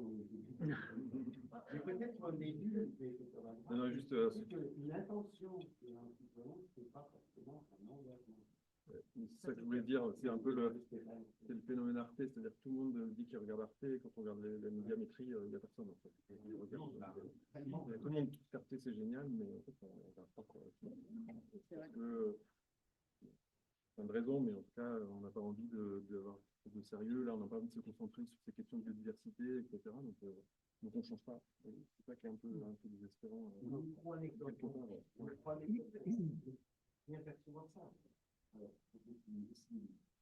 Ils ont en place des jardins partagés.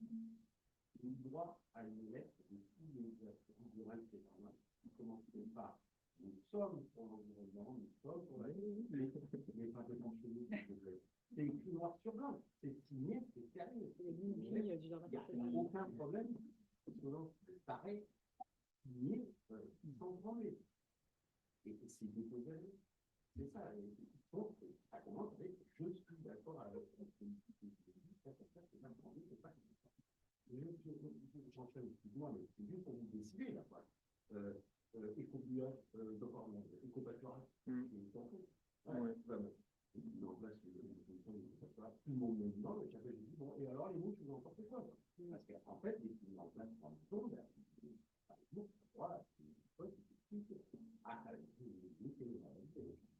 c'est les mêmes. C'est les mêmes. Désolé, hein. Non, mais c'est vrai.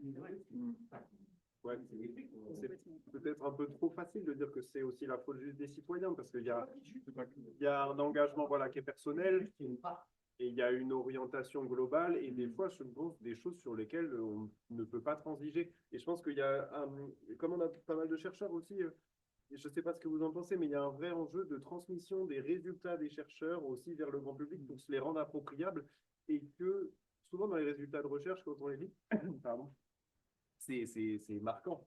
Et je pense qu'il y a quelque chose à transmettre, essayer de le transmettre de plus en plus facilement au grand public pour qu'ils s'en emparent et que la réflexion infuse à eux-mêmes. Moi, je peux rebondir là-dessus. Donc, moi, je suis enseignant et chercheur. La formation, j'ai la même expérience. Je n'ai pas l'impression que ce soit, que c'est pas par là que viendra la solution, parce qu'on a un tas de décideurs qui sont formés, mais qui ne sont pas dans un cadre qui leur permet vraiment de décider de ça. Sur la recherche, en fait, la période est quand même assez sombre là-dessus. On a eu un débat l'autre jour dans un conseil scientifique, justement, sur faut-il prendre position par rapport à certains risques politiques sur justement le fait que on a aujourd'hui des partis politiques qui nient tout, climato-sceptiques, etc. Et une partie d'entre nous ont dit, mais si nous, on prend position, ça aura l'effet inverse. C'est-à-dire, regardez ces chercheurs qui sont contre nous. D'ailleurs, tout le monde est contre nous. Et donc c'est un peu délicat le positionnement de la science dans cette période. Communiquer des résultats de recherche, ils sont communiqués, on en a énormément. Le GIEC produit des choses, l'IPBES produit des choses, avec des choses vraiment très intéressantes. Mais qu'est-ce que ça fait dans le monde politique? Nous, on s'interroge vraiment sur faut-il, voilà, comment il faut communiquer aujourd'hui pour que ce ne soit pas contre-productif. Et là, je voudrais rebondir sur l'aspect des entreprises, justement, comment est-ce que, parce que tu fais aussi du conseil aux entreprises qui achètent du coup pour de la décompensation carbone, et du coup, comment est-ce que ces personnes le perçoivent? Est-ce que c'est seulement parce qu'il faut le faire, ou est-ce qu'elles sont vraiment sensibles justement aux alertes qui sont données par l'innovation? J'y répondrai, mais avant, un rebond aux questions qui avaient été posées. D'abord, est-ce que les citoyens ont un rôle et est-ce qu'il faut attendre quelque chose de ça? Évidemment qu'ils ont un rôle parce qu'on est consommateur, hein, plus que consommateur, ou on est consommateur et consommateur. Et donc, ils ont un rôle. Pour autant, dès qu'on touche au portefeuille, on retombe dans la problématique que vous échangez tout à l'heure. Tout le monde dit qu'il achète bio, mais personne ne le fait. Ou tout le monde veut acheter de l'amande produite à Castries, puisque j'en produis à Castries, mais je la produis à 25 € le kilo, là où elle arrive de Californie à 1,99 € acheté par Lidl, et où voilà, on n'y arrive pas. Et ça, c'est la réalité, c'est du concret. Premièrement. Deuxième chose, vous avez posé la question de quid dans 15 ans. Alors dans 15 ans, moi j'espère à un moment qu'on sera sorti aussi de ce tout technosolutionnisme où tout le monde pense que, un peu à la mode américaine, que de toutes les manières, vous inquiétez pas, dormez tranquille, mais l'humanité trouvera toujours la solution pour le monde de demain, sauf que ça fait 30 ans qu'on nous promet ça, et que ça va de mal en pis, d'accord, et qu'à chaque fois, ça approche du mur et que le coup de frein va être de plus en plus brutal. Donc oui au technosolutionnisme, oui en effet, mais pas que. Et donc ce retour à la nature et à moi ce que j'appellerais le bon sens agricole, et là je touche le philosophe, mais à ce que l'homme se remette dans un tout dont il ne peut plus s'extraire, et qu'il sorte de cette position par-delà et par-dessus la nature pour la dominer et en faire ce qu'il a envie. Ça ne fonctionne pas si on n'est pas capable de se mettre dans ce cycle de monde du vivant, et c'est ça le monde dans 15 ans. Pour le monde dans 15 ans, j'espère qu'à un moment, on aura un Elon Musk aussi argenté et qui capitalisera sur les choses de la nature par le principe qu'à partir du moment où on s'en est extrait, c'est la perte de l'humanité qui est en train de s'annoncer à nous. Et puis comment les entreprises répondent à tout ça. Les entreprises, elles y répondent en définitive. Alors, il y a les convaincus, comme moi. Voilà, facile, je crois en ce que je porte et donc je le mets en œuvre. On est peu, et du reste, la finance avec laquelle je travaille aujourd'hui est en train de penser à un risque écosystémique on est rentré dans un monde décarboné, celui-là même dont vous parliez avec la compensation carbone ou biodiversité, et il y a une compétition dans l'achat et il n'y a pas suffisamment de vrais projets vertueux qui permettent à des entreprises d'aller chercher sur les territoires des crédits carbone, crédits biodiversité, et j'aime ni l'un ni l'autre. Je préfère largement le concept de crédit capital naturel, qui est en définitive la convergence de la vie, du carbone, biodiversité, ou inclusion des communautés quand on est ailleurs dans le monde, ou emploi durable. Et on n'en a pas parlé quand on parle d'agriculture, il faudra aussi forcément parler d'emploi durable, c'est-à-dire de la juste rémunération pour que les gens viennent dans ces métiers et vivent honorablement de ces métiers, et pas avec 600 ou 800 € en moyenne, ce qui crée le fait qu'on a 2 pendus grosso modo par semaine en France dans les exploitations agricoles. Donc ça, c'est un vrai sujet. Donc on a les gens qui y vont par croyance, comme moi. On a les gens qui y vont par obligation, parce que leur métier est lié aux ressources naturelles, et donc ils ont compris que, voilà, par exemple, LVMH produit du cognac, ok, il utilise du bois pour faire des barriques de vieillissement du cognac, et il a compris qu'il fallait du bois demain pour continuer à faire son métier, et donc par voie de mécénat, il investit dans la filière et il investit dans l'environnement. Est-ce que c'est par croyance, est-ce que c'est par opportunité de poursuite de métier, peu importe, et surtout on oublie LVMH, Je voudrais pas que, voilà, c'est bien ce qu'ils font. Ils font des super trucs. Mais c'est peut-être pas forcément par croyance profonde. Voilà. Mais pour autant, c'est une vraie opportunité, je crois, pour les entreprises. Une vraie opportunité pour les entreprises, encore une fois, parce qu'il y a une place à prendre, et notamment dans l'attractivité des entreprises, pour celles qui auront compris que demain c'était incontournable, pour aller chercher des talents, pour aller chercher ceux qui croient en effet que le monde de demain ne sera pas tout à fait comme celui d'hier, et pour les territoires et du reste pour les entreprises. Une petite anecdote avant que je termine. J'accompagne un territoire qui est celui de Casablanca. Casablanca, il y a une petite dizaine d'années, représentait 75% de la création de valeur de tout le Maroc. Et Casablanca est devenu hyper pollué, incirculable, civilement difficile. Aujourd'hui, Casablanca, parce qu'il n'a pas été capable d'anticiper cette dégradation environnementale, il ne représente plus que 45% de la création de valeur de l'ensemble du Maroc, au bénéfice de villes comme Rabat, qui a capitalisé sur la présence de la végétation, au bénéfice d'une ville comme Fès, qui aussi a su se rendre attractive. Moi, je suis un cadre de haut niveau. Demain, on me demande d'aller travailler à Casablanca, j'y vais pas. J'y vais pas, pourquoi? Parce que j'ai pas envie d'amener ma famille dans un endroit pollué, non secure et tout ça. Par contre, j'irai à Fès parce que ce lien entre business et environnement eh bien, est compatible. On peut dire, enfin, on rebondit sur un des aspects de la question, on n'a pas forcément répondu sur la question de la valeur de la nature et puis celui sur la compensation. Un des rares, un des apports que ça peut avoir en valorisation de la nature, en fait, ça dépend comment on le fait. Ce que j'ai dit au début sur est-ce qu'on évalue simplement les services productifs que la nature rendrait aux entreprises ou est-ce qu'on évalue, ou est-ce qu'on prend le capital naturel comme, enfin, l'état de la nature comme norme et on évalue le coût que ça supposerait de la rendre légale. Et donc, si on fait cette deuxième chose, ça permet de se rendre compte qu'en fait, on ne va pas pouvoir faire que de la compensation. J'ai un exemple sur le ZAN. Donc, si on dit on continue à construire, mais à chaque fois on reconvertit, on compense, on reconvertit en nature des friches urbaines. Et donc, faire ça pour 1 mètre carré, ça coûte entre 100 et 400 euros en gros. Et donc, si on prend sur 10 ans l'objectif ZAN, donc c'est moins 50% d'urbanisation, ça fait un truc, l'estimation basse, c'est 150 milliards, ce qui correspond au chiffre d'affaires de tout le secteur du BTP. Donc, en fait, le BTP doit investir son propre chiffre d'affaires dans le fait de renaturaliser, donc ils ne vont pas le faire. Donc, ça montre qu'il ne faut probablement pas compenser, parce que donc, il faut juste moins construire.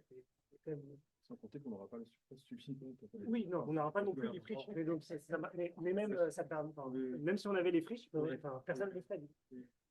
Parce que, et c'est là où il y a quand même des opportunités pour faire de l'argent sur la transition écologique sont quand même plus faibles que enfin, c'est pas très rentable.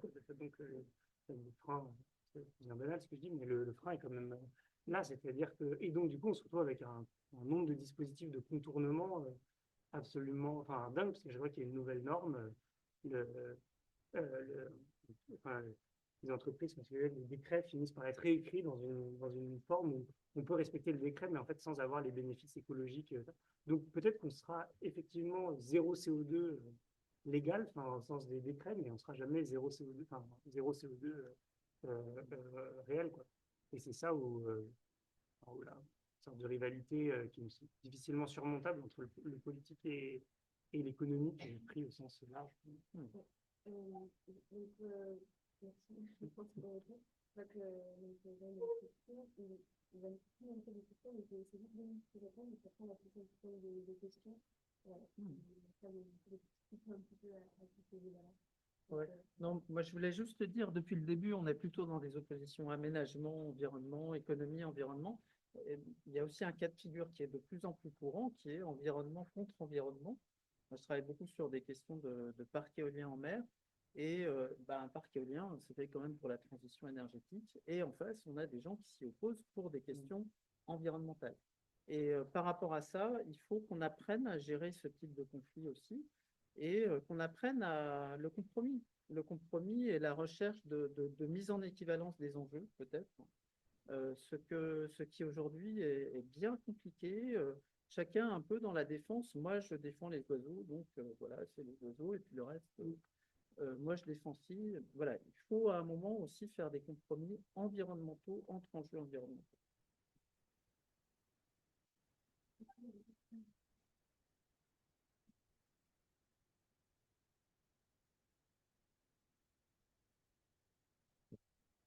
Bonjour, Romain Speller, je suis naturaliste indépendant. Merci pour vos interventions. Je voulais juste revenir sur les solutions et notamment l'aspect local, parce que j'en ai pas entendu parler. Je voulais avoir votre avis sur les ORE, donc les obligations réelles environnementales, parce qu'on parle justement de solutions plus locales et à l'échelle des citoyens, des communes. Ça peut être justement un levier de protection et de conservation à cette échelle. Et donc voilà, je voulais avoir un retour euh, par rapport à ça. Et peut-être juste définir ORE si l'un de vous peut l'expliquer brièvement. Ça veut dire obligation réelle environnementale. Et en fait, c'est un nouveau dispositif qui permet à des particuliers de contractualiser, alors soit avec une collectivité ou alors avec le CEN, le Conservatoire des espaces naturels, pour protéger. Il faut déterminer la protection pour une durée, je crois que c'est 99 ans. Donc du coup, ça implique vraiment du long terme. Là, sur la métropole, à ma connaissance, il n'y a aucune ORE en place en lien avec la collectivité pour l'instant. Et on va commencer bientôt sur le projet d'agriparc des Bouisses, puisqu'on a des habitants qui nous ont dit, bah, nous, en fait, sur nos parcelles, ce qu'on voudrait conserver, c'est les haies. Et donc, ils veulent signer des ORE. Et donc, on est en discussion, on est en train de le faire avec eux. Donc, ça va commencer comme ça. Mais c'est vrai que c'est un outil local assez costaud. Assez solide, ouais. Ouais. Et participatif. Et participatif, oui, oui, oui. Ils n'ont pas le droit de vendre ça pendant... Ils peuvent vendre, mais... Messager sur Ouais. l'image. Ouais. Oui, donc si on achète la parcelle, on l'achète avec Avec l'ORE. c'est ça. Ça a été beaucoup utilisé dans la compensation écologique, au fond, parce qu'aux États-Unis, en fait, ils avaient des servitudes environnementales qui étaient adossées aux mesures compensatoires. Ce qui fait que quand on met en place une mesure compensatoire, elle était normalement à l'état éternel. Alors que nous, en France, les mesures compensatoires étaient rattachées à des décrets avec des durées qui pouvaient aller de 5 ans jusqu'à plutôt autour de 30 ans, 60 ans, grand maximum. Et donc, la loi biodiversité était aussi, l'ORE a été aussi mise en place dans ce cadre-là pour dire qu'il faut trouver une solution de pérennisation des actions compensatoires, parce que sinon, en fait, c'était déjà le cas, hein, des actions de compensation étaient remises dans le pool après pour de nouveaux projets ou de nouvelles compensations, et il y avait aucune garantie de sécurisation dans le temps, en fait, des actions écologiques. Donc, l'ORE est très souvent rattaché au mécanisme de la compensation écologique.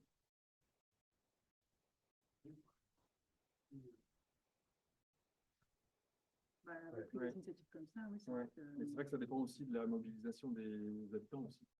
Parce qu'ils sont, en fait, c'est contractuel, donc il faut que les habitants veuillent le faire. Après, on peut peut-être aller vers les habitants là-dessus, mais on commence, quoi. Après, on verra. Mais ça peut être tous les propriétaires fonciers aussi, enfin, qui est une plus grosse démocratisation.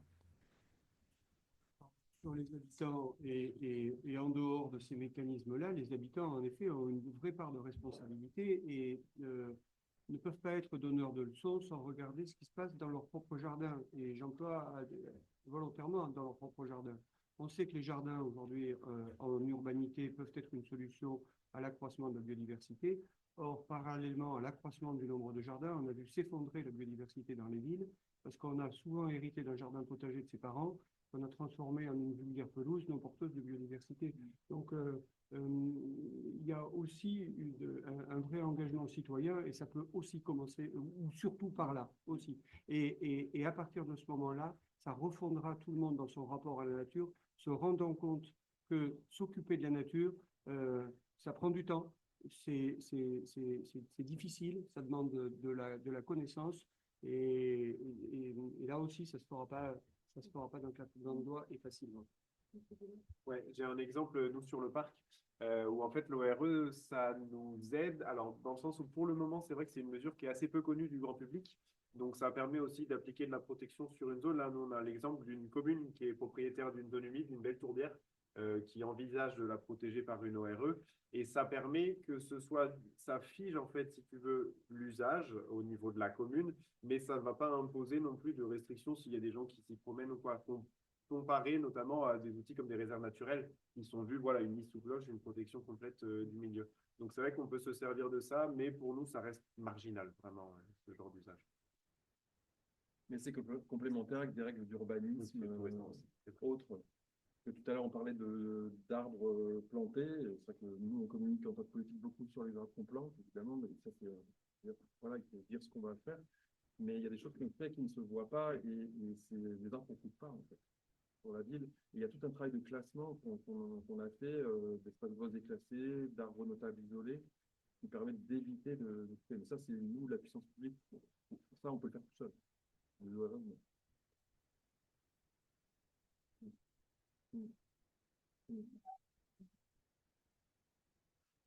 Bonjour. On entend souvent parler de deadline écologique, une sorte de point de non-retour à partir duquel l'humanité est condamnée, entre guillemets. Qu'est-ce que vous en pensez de ça?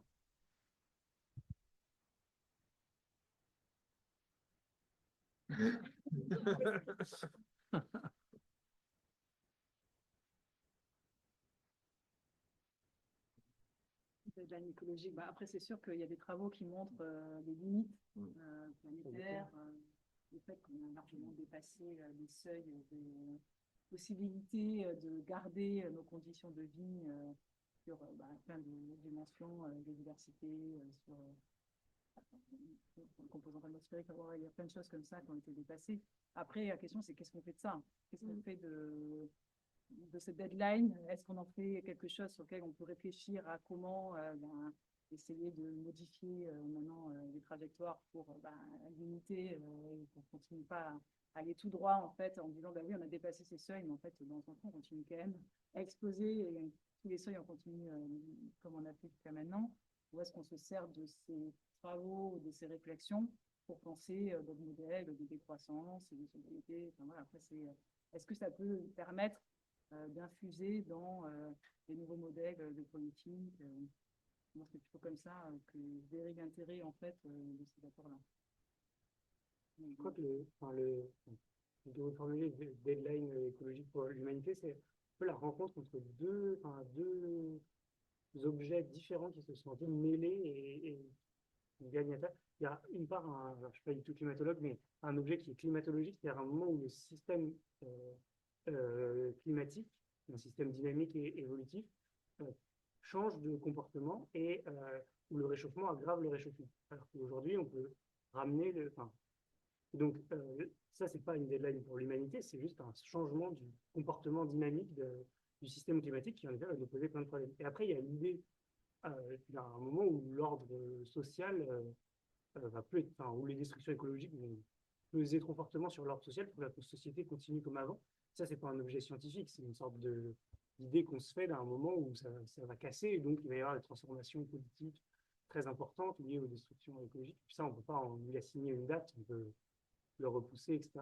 Mais voilà, soit on est dans le domaine politique, et dans ce cas-là, l'humanité, elle ne disparaît pas vraiment. En fait, éventuellement, même, la société change radicalement et ressemble plus du tout à ce qu'on connaît. Mais voilà. Et après, il y a un autre objet qui est plus précis et qui fait l'objet de calculs, etc., qui n'est pas un objet humain, qui est un objet humain. Je pense que sur l'agriculture, à ce niveau-là, on n'a pas vraiment de gros risques dans le sens où le vivant est très dynamique et très adaptatif. Je me fais plus du souci, on va dire entre guillemets, pour l'espèce humaine que réellement pour les hêtres à l'échelle de l'Europe d'ici 2050. Les hêtres, ils resteront sur les versants frais, ombragés, les fonds de vallons. C'est pour nous que ça va devenir difficile. Le climat, il va devenir à la fois très chaotique, mais aussi très stable sur des courtes périodes. Donc, il va y avoir des grosses périodes de sec et de très chaud, et puis des périodes où il va faire que de pleuvoir. Et ça, pour nos enjeux de production agricole, ça devient vraiment compliqué. Donc, effectivement, la deadline, on ne va pas basculer d'un jour à l'autre à on a à manger, on n'a plus à manger. Mais c'est sûr que les conditions dans lesquelles on va produire notre nourriture, ça va devenir de plus en plus chaotique et difficile à contrôler. Donc là, il y a forcément un moment où une bascule se fait. Est-ce qu'on arrive à produire suffisamment pour tout le monde? Mais encore une fois, pour rester vraiment positif, on a toutes les solutions. Il y a la volonté à le mettre en œuvre. Et ça, Au niveau végétal agricole, ça prend 15 ans. Hein. En 15 ans, on a une haie qui a déjà un peu poussé et qui a du sens. En 15 ans, on a réaugmenté la quantité de matière organique dans les sols assez rapidement. Hein. On passe de 2% dans les sols de Beauce aujourd'hui à 5-6% assez rapidement. Hein. Donc, on a toutes les solutions. Moi, je pense qu'il faut y aller. Mais c'est ça, ce qui est terrible, c'est que dans tous les domaines, on a des solutions. Ouais. On peut le faire techniquement, on a encore les moyens, donc on ne peut pas le faire. On peut pas. Bah, si on est là, c'est qu'on veut le faire quand même. Non, mais il y a plein de gens qui ont moins de 30 ans, il faut quand même qu'on ait. En fait, il faut aussi qu'on ait la possibilité d'avoir un futur qui est désirable. En fait, c'est très négatif malgré tout, tous les constats qu'on fait aujourd'hui. Il faut qu'on réussisse à se projeter collectivement dans quelque chose qui est désirable, dont on sait que ça va fonctionner. Et ça, c'est super important. Et encore une fois, moi, j'en arrive souvent aux mêmes conclusions.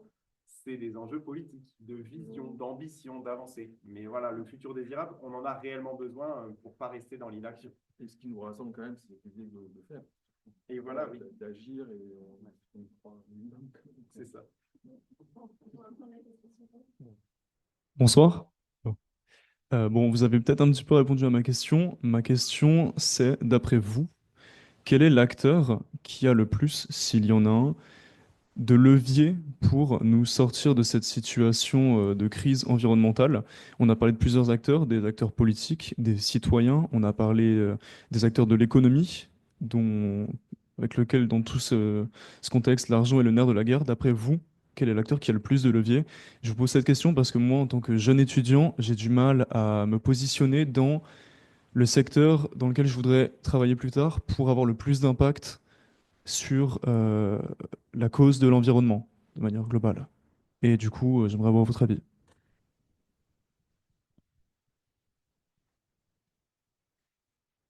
Parce qu'il y a différents acteurs, en fait. Il n'y a pas un acteur unique qui peut faire les choses tout seul. Il y a vraiment, on parle du monde politique, économique, le monde de la formation. Enfin, il peut avoir un impact dans tous ces domaines-là, je pense.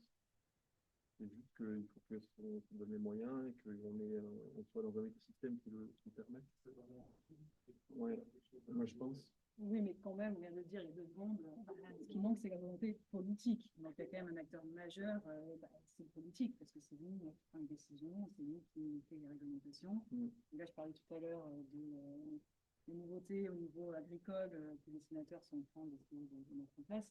À un moment donné, est-ce que c'est voté? Est-ce que c'est des nouvelles réglementations qui font que derrière, les professions, les acteurs vont s'organiser? Donc, évidemment, tous les acteurs ont leur rôle à jouer, mais à un moment donné, l'acteur régulateur, il a quand même un rôle qui est majeur.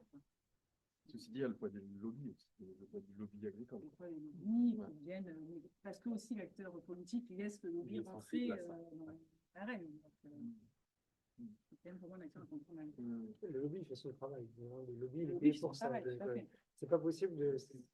Alors, sauf si on croit beaucoup au double jeu, c'est pas possible de se dire je travaille dans le lobby pour changer le lobby.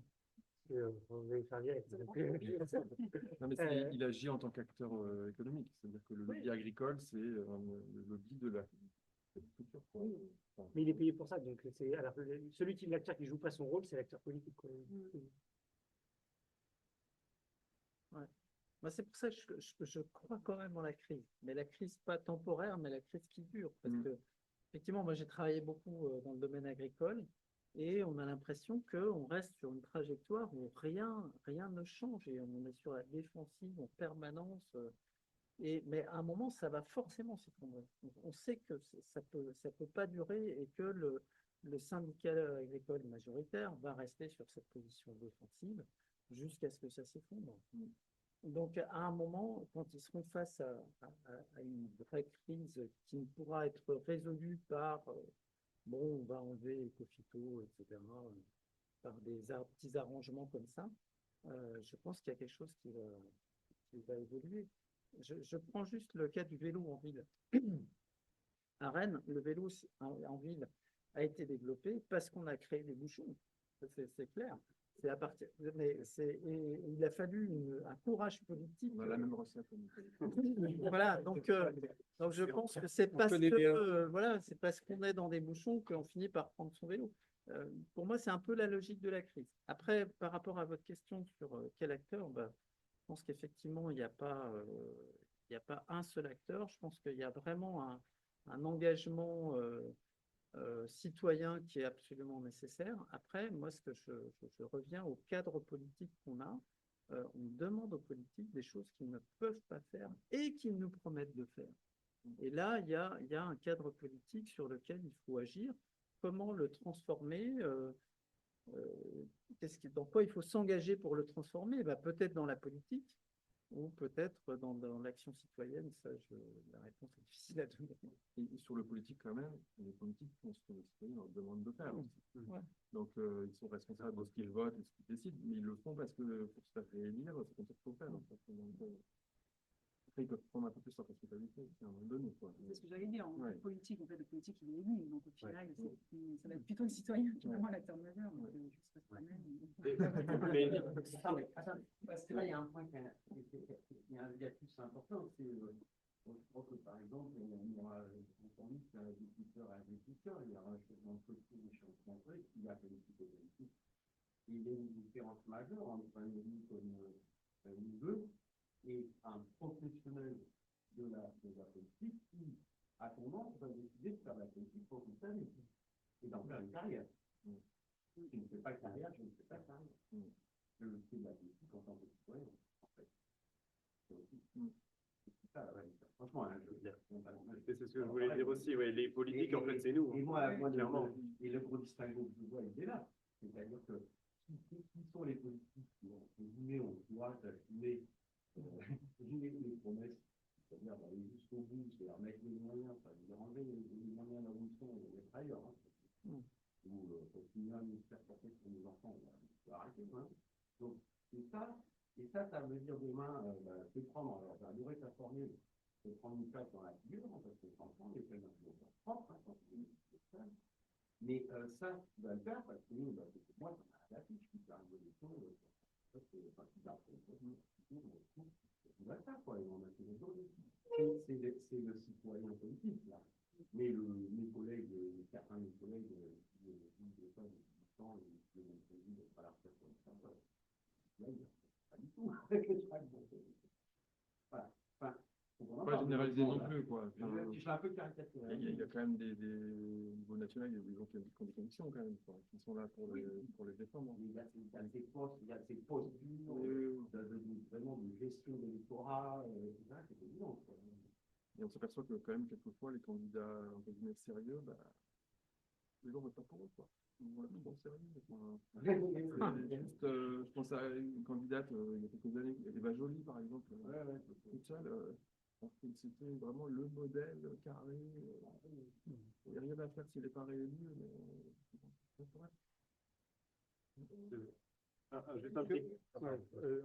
Excuse-moi.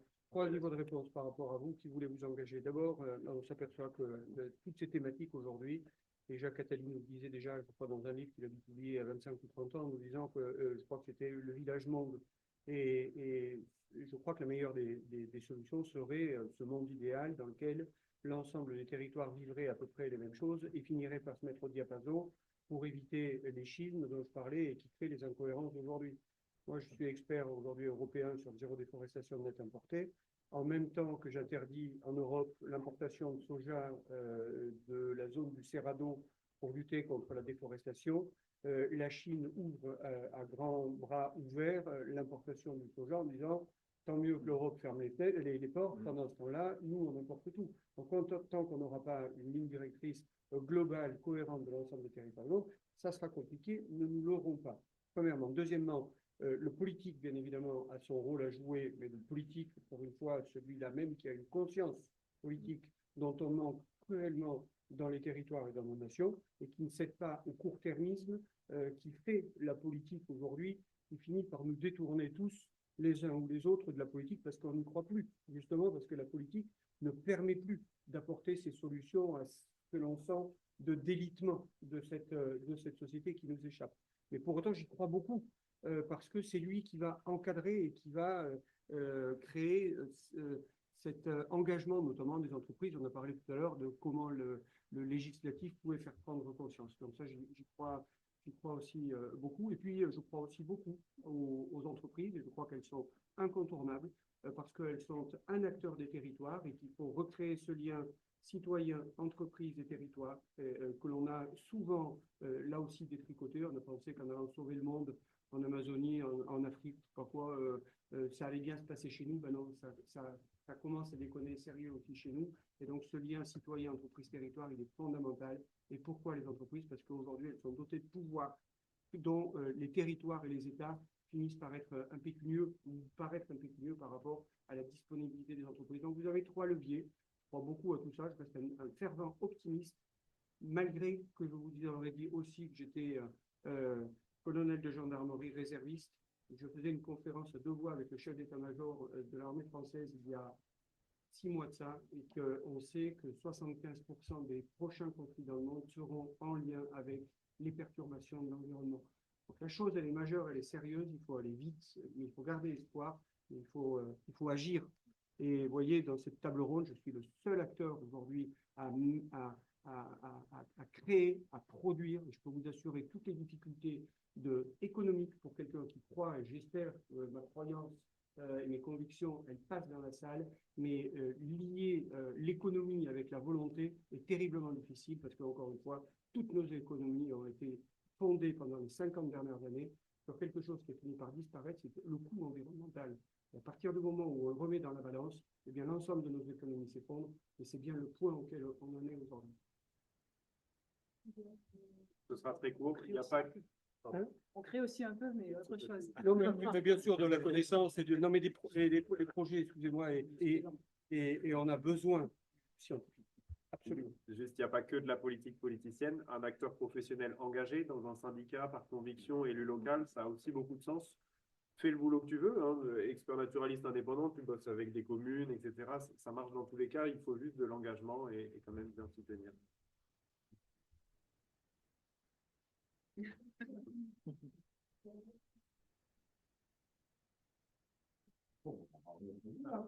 Voilà, mais suffisamment. Une dernière question, bon, ça va bien un petit peu de quelques temps, mais on peut arrêter en 10 minutes peut-être. On va prendre cette question. Tout à l'heure, vous avez parlé de technologie. Et du coup, je me demandais, selon vous, quel va être l'impact du coup de la dernière grande nouvelle technologie qui est arrivée, c'est-à-dire l'IA, ainsi que des scientifiques et de leur collaboration main dans la main pour aider au développement écologique.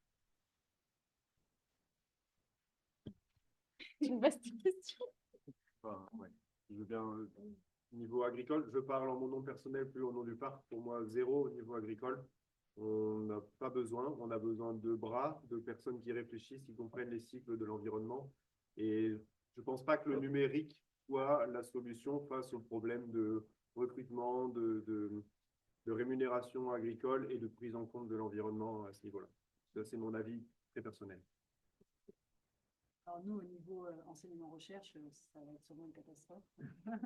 Parce que les étudiants, en fait, ils font énormément appel à ça. Et ça va avec les simplifications de la pensée. On a tendance à, du coup, aller chercher, même nous, hein, des fois, on est les premiers à utiliser ça parce qu'on est dans un monde de toujours plus et que c'est un moyen de faciliter, des fois, de la rédaction, des synthèses, etc. Et en fait, ça accompagne de notre appauvrissement de la réflexion et évidemment que c'est un peu une catastrophe aussi donc une recherche parce qu'il y a de plus en plus de publications qui sont créées par l'intelligence artificielle. Donc nous, c'est quelque chose qui nous anime beaucoup sur comment on peut réussir à continuer notre métier avec cette nouvelle technologie qui nous impacte énormément parce que on sait qu'elle est partout présente et qu'elle a aussi un coût environnemental. On ne pense pas à un impact environnemental du numérique, mais c'est énorme parce que derrière, il y a une matérialité, il y a des zones énormes où sont gardés les historiques qu'on peut faire de recherche, etc. Enfin, il y a un moment donné, c'est pas, on a l'impression que c'est l'immatériel parce que c'est du wifi, etc. Mais à un moment donné, il y a du matériel associé à ça et ça a des coûts environnementaux qui sont énormes. Donc, ouais, nous aussi, il y a un gros impact dans l'enseignement-recherche. Oui, je partage tout à fait cette position. Et puis, l'IA, c'est une pensée moyenne. Donc, si on veut faire de la rupture, il faut sortir de la pensée moyenne. Hein. Et d'ailleurs, j'ai un peu la même réflexion sur la concertation. Moi, ma spécialité, c'est la concertation.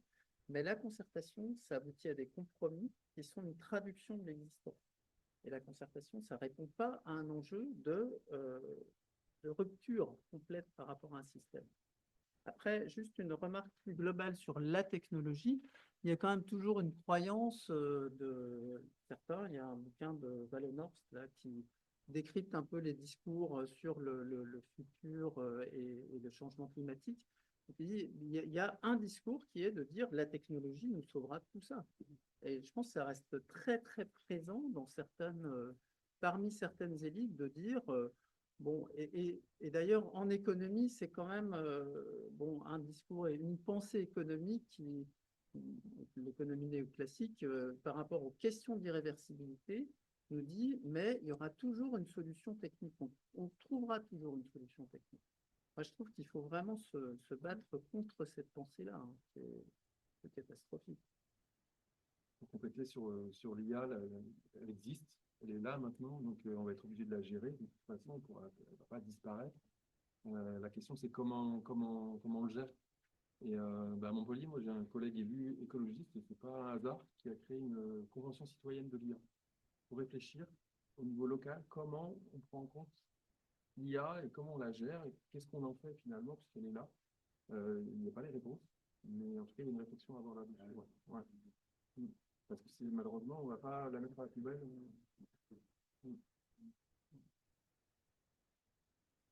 On va conclure là alors. Merci beaucoup pour tous les échanges, merci pour les questions. Et si vous avez besoin aussi, vous pouvez peut-être poser des questions supplémentaires avec les deux intervenants. Voilà. Merci.